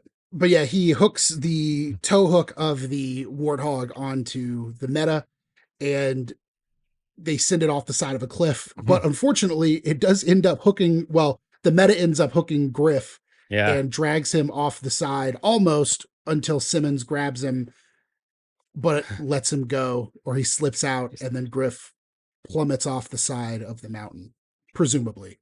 But we shouldn't go check. Yeah. This was No. another bit that No. when it came out broke my heart. Like the Griff calls to Simmons, Simmons dives for him, and Oh it's my God, not good it's enough. brutal. Didn't even hesitate. Yep. Yeah. No, they're in love. Grimmins was always in game. Mm-hmm. Gribbins. Oh my! How have I not heard that before today? If I'm not mistaken, a scrapped version of season 18 would have delved into Grimmin's territory. Oh, that's Ooh. amazing. But yeah, I agree with you, Nick. Simmons yelling for Griff, like that moment is just, it's so, I don't know. There's something so awesome about it. Yeah. That him just yelling and jumping after him immediately, like on instinct. Mm-hmm. And then followed up by his genuine sadness of him being gone, Yeah. or thinking that he's gone. It kind of it almost gets undercut by just Sarge. Just yes, Griff is dead. Yeah. And And then Tucker's like, sometimes when they fall off cliffs in movies. That would be getting our hopes up. Griff wouldn't want that. Griff He's right. Are you sure I could just peek right over the edge? Seems like a waste of time. Wouldn't even take a second. I like that they didn't leave this as a cliffhanger, because they could have left this as a cliffhanger for a year, and I'm glad they didn't, because I don't think I could have handled that. No. I thought they were just going to cut after the cliffhangers, and we would never like That's the end. Yeah. just like, oh, that's it. Sorry, but no. Griff was It in does fact. cut though. Oh, go ahead. Yeah, I was going to say Griff was in fact though hanging onto a branch, Yeah. Yeah. Oh, just pick me up. sticking out of an iceberg. He was holding on to the meta's weapon. Yeah. Oh, that's what it was. That's right. It was the knife Griff shot. shot. That Yes, the badass knife gun. shot. But then we've got Caboose. Doc. We cut over to Doc Yeah, Doc. at the Epsilon unit. Doc and Or Church. Not the Epsilon unit, Yeah. the unit that has text inside of it. Yeah. Yeah, and Church basically figures out the only way to get her out of there, because the power's failing, is for him to go in and get her. But Caboose doesn't want that because Church might not come out. Right. Caboose is very sad. And so Church puts Caboose in charge of remembering him. Because memory is the key. Which, like I was saying earlier, harkens back to that being his last line to Caboose. Or that being his last line to Caboose here, it's hard to not think about Caboose in the miniseries working to get Church back. Yeah. Mm-hmm. Mm-hmm. The whole Recollection trilogy, it's like I was saying, it feels a little bit like it was, one self-contained thing, and then they, became a trilogy, so like Matrix. But the whole thing is very cohesive. Oh yeah. Yeah. Like it definitely feels like one of the more planned out ones. I like how cohesive it is within the confines of the trilogy, but also the series so far as a whole too. And yeah, the power unit, or the power for the unit fails, and Church Epsilon seems to be gone. Mm-hmm. And then we just get a whole, basically, army is now at the base. Yeah, like a UNSC investigation team of some sort. Yeah. And they're asking about like the Pelican. And Tucker's like, oh, I don't know. I don't know where that came from. That's crazy. The budget only Meta must allows have for drove it. one. Yeah. Yeah, only one crashed Pelican. Which is the interrogator Brandon? I was going to Could be. say, these two sounded like Jack and Brandon to me. Yeah, the other one was definitely Jack, but I thought the interrogator might have been Brandon Farmahini, for those at home. It sounded like it to me. I know that Brandon was the you are completely surrounded from the next season. Yeah. That's definitely Brandon. But yeah, so then there's that moment where Brandon's character is basically like, hey, you guys, just kind of snarky, like, you guys can go back to like your shitty, training base now. And Sarge says, like, we just call them bases. Yeah. And the interrogator's like such an asshole about it. And then Griff's like, hey, we solved your problem, Yeah, buddy. not bad for trainees. Which did piss me off, because it's like, is this interrogator a freelancer? I don't think so. So like, well, where is he? Just because he's like a real soldier that doesn't do anything, making fun of the fake soldiers who did stuff. Mm-hmm. Also, what is the second crash Pelican? He says the budget only allows for one. There was just one, right? I think the one that Tex crashed into Valhalla. Oh, that's a different mission. No, maybe they consider the whole thing a mission. I don't know.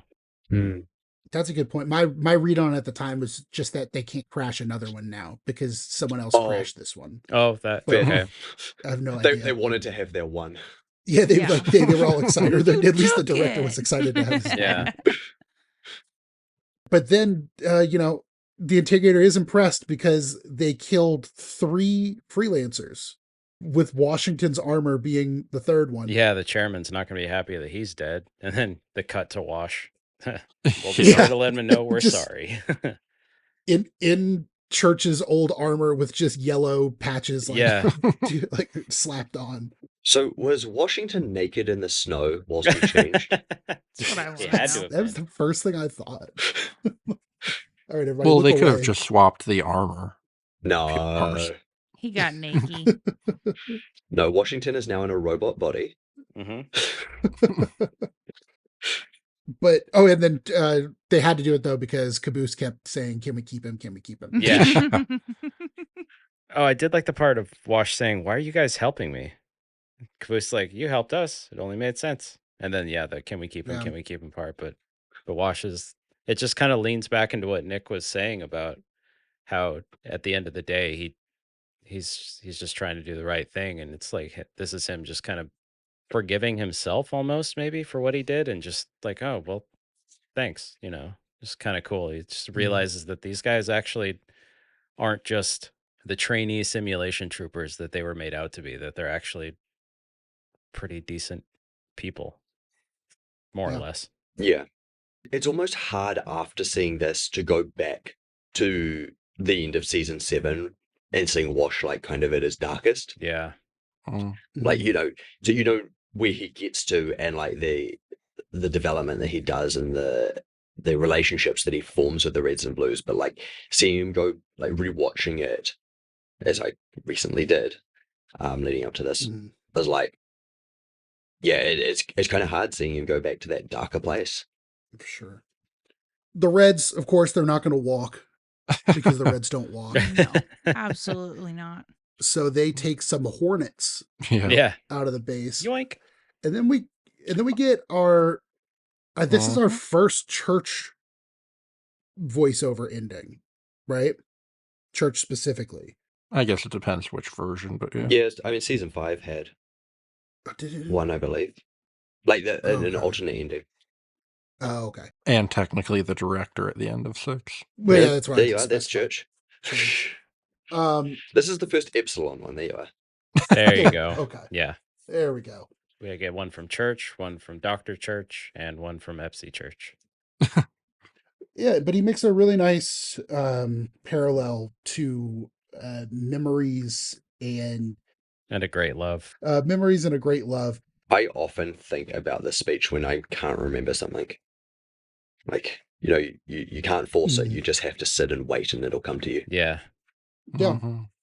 If you have to live the rest of your life in a memory, you might as well make it a good one. Yep. Yeah, it fades to a new Halo, the new Halo Reach map for Blood Gulch. And it's all a little bit different, which, checks out with how we remember things.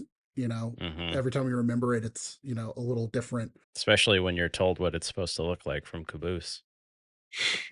Exactly. And yeah, we hear, I think it's Tucker. He's like, "Hey, come on, Church. The Reds just got a new vehicle. We got to check it out." Yeah. And Caboose is like, "They only got a Jeep. We got a tank. That's way better." Yeah. And then, Church leaves. And like Hammer said, live the rest of your life in a good memory. And so that's a wrap on Red versus Blue Season 8. The Recollection Trilogy. Yeah. But yeah, this was continuing the tradition of jumping forward a game when they finished an arc. Yeah.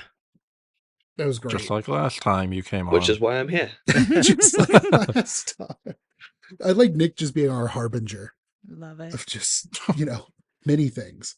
It gets You're me welcome. that after 16 years, this the emotion and the feelings that come up from that scene, from that final scene, just still the simultaneous like chills that you get throughout your body and the tears welling up in your eyes like at the same time. It's just every single time I watch that, it just hits. Do you remember me telling you guys about the typography competition thing that I entered? Yeah. Yeah. Forever Yeah. ago? This was it was done very recently after season 8 came out, and so many people had Church's final speech in their videos. It was like the most common thing to be in there was to have that speech. Damn.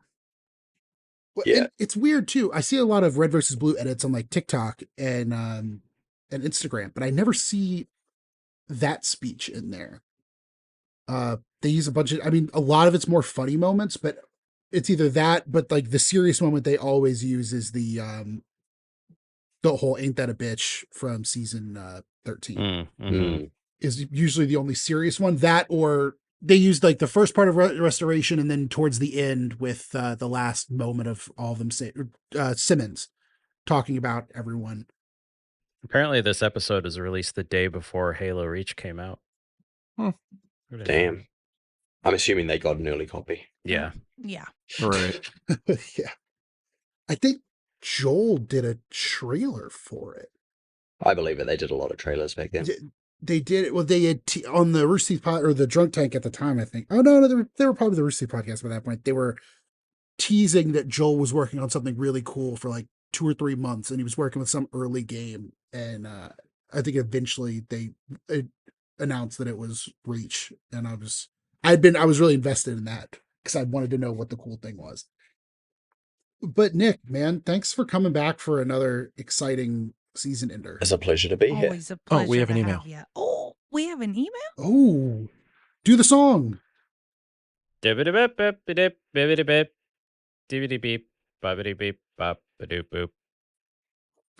Emails. Yay. Oh. Nice. All right. This is from John. Okay. Hi, John. Hello, John. Season 8. It's titled Season 8 Takes. Hello. I was waiting for Packy. Season 8 might be the best season. Oh. First off, two Thought best that was the fight whole email. scenes. Yeah, I did too. The way Hammer delivered that, I was like, oh, well, thanks, John. First off, two best fight scenes. Tex versus Reds and Blues, as well as Tex versus Meta and Wash. Honorable mention of Griff running over Wash. Epic Sarge speech, my favorite for sure. Griff can fly a pelican, ? Doc stuck in a wall, Lamau. Donut is dead, also Lamau. Some of the best RVB music. Yes. Oh, yeah. Yeah. Agreed. Can confirm. That was the email. Good list there, Oh, John. good email, John. Yeah. Great encapsulation. I agree. I was ready for a question. I thought John was going to ask Nick a question. I thought it was going to be perfect. Well, how would he have known? How would he have known? Here's a question for you. Did you know that in the credits of this season, Pongo is listed as security? Oh, you gotta love that Pongo. The diversity hire. You know I love Pongo.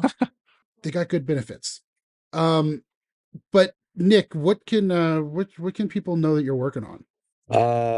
I am the #1 demon editor on Good Morning from Hell. That is the coolest title ever. Thank you. Yeah, so awesome. And I didn't even give it to myself. Clayton gave it to me. Nice. Cool. Yeah, which is an improv comedy podcast set in hell, where Chris has been given the eternal punishment of interviewing every resident of hell. Who are some people that he's interviewed in the past? Well, recently, of what's come out. We had a boxer on. Mm. that was a great Mhm. episode. Yeah. Also, something else I've been working on. So that was Josh Corey, who has his own podcast, and I did the social media clips for his podcast as well. Oh, no kidding. Yeah. He was hilarious. Him subtly hitting on Clayton the whole time Yeah. was phenomenal. That was another one of those things of that was not discussed beforehand. He just started Really? doing that. Like, That's amazing. And- It's like, hey, maybe when we're done here, we go across the street, get some coffee. yeah. And then like, oh, but he hit on Clayton's girlfriend. He's just like, oh yeah, I'm a dog. I hit on everyone. It's like evident from him hitting on Clayton the entire time. I just love how they just worked that in. Like, Oh, it's It's- amazing. yeah, I was wondering if it was all scripted or if it was all like improv, because there's that great moment where he's just talking to Chris alone and he's asking him what kind of things Clayton likes so he can like bond with him. I can't remember, he says like a sport or something. It's like pickleball or something like that. He's like, hey, how about we go play some pickleball? What? yeah. Well, as I mentioned last time to you guys, yeah, the whole thing is improv, and you guys actually got brought up on an episode of Good Morning from Hell. Mhm. Yeah. We did. We did. Both in Hammer's email and because I told them about the, like, you guys didn't know that it was all improv. So they referenced that. I don't think they called out specifically that it was Flying the Coop, but they said, oh yeah, there was people that didn't know that all of this podcast was improv. So you guys kind of got referenced again. Oh, that's so cool. Yeah, Nice. There was a great 3 or 4 minute bit Well- that I was scared was going to go horribly when I heard Hammer asked a question. I was so nervous about it. Well, they definitely did not reference us. Mhm. No, they didn't promote us at all. No, Right. It no was not promotion promotion. whatsoever. I think that bit would have gone very different if you guys didn't have the relationship you do with me. Not Yeah. to give myself too much credit, but Oh, I- yeah. no, Well, thank goodness. they knew I'd been on your podcast, so they knew what your podcast was. So they were able to be a bit more tongue-in-cheek about it, rather than I think it would have been a much shorter, more making fun of you bit if Oh, yeah. if that relationship wasn't there. Yeah. I would have to expect imagine. nothing I- less from them. Yeah. Yeah. Especially with Eric on that Oh podcast God, too. yeah. Oh, yeah. Well, that was the thing because Hammer said to listen to it, and I put it on, and I hear that Eric's on it, and then I hear him putting up Flying the Coop. I'm like, well, I'm not going to be able to ever do this again. This Eric's going sucks. to roast us into the sun. That was another one where the improv was so on point that it was the loosest concept. It was, I think Eric came up with a concept and he was just like, oh, what about a mermaid who's just like a man's rights activist because he's upset that they're called mermaids and not mermen. And that was the concept. Yes. And then, what you hear is just them riffing for an hour and then cut down Based to a off half that. hour. Man, that's so fucking cool. Yeah. Some notable ones, we had the Demigorgon Mhm. from Down Under. Of course. But voiced by Yeah, Matt. it was Matt Yeah. Hullum. Yeah. Yep. Yeah, Matt doing his Wyoming impression. Yeah, exactly. Yeah. It was nice to hear from him again. Yeah. Oh, we had Jigsaw. That was a great episode. Yeah. Oh, that's probably one of my favorite episodes of all time. Yeah. Just when, like, Chris and Clayton essentially are sort of working together against someone else, and like it's just going off the wall. Yeah. Like, so if you haven't listened to it, they're doing an escape room run by Jigsaw, the puppet from the Saw movies, and in the escape room, they just immediately start breaking everything. And so, like, Clayton starts ripping tiles off the walls. And Jigsaw's like, stop, why are you doing that? And he's like, because there's a key behind here. Like, obviously there must be a key. Otherwise, I wouldn't be able to rip them off. So there must be a key behind it. And Jigsaw's just like, no, please stop destroying the room. And like, they flood the room, spoiler alert, because they rip up a toilet. For May, there was Sheev Palpatine. Yes. Mhm. Yeah. Ugh. That one, we went through a few we went through a few different ideas for what Star Wars character we'd have. I think Blaine was the one that decided that Palpatine would be the best way to go, especially because apparently Alex could do a pretty good Palpatine impression. Well, obviously, because he did it. Yeah.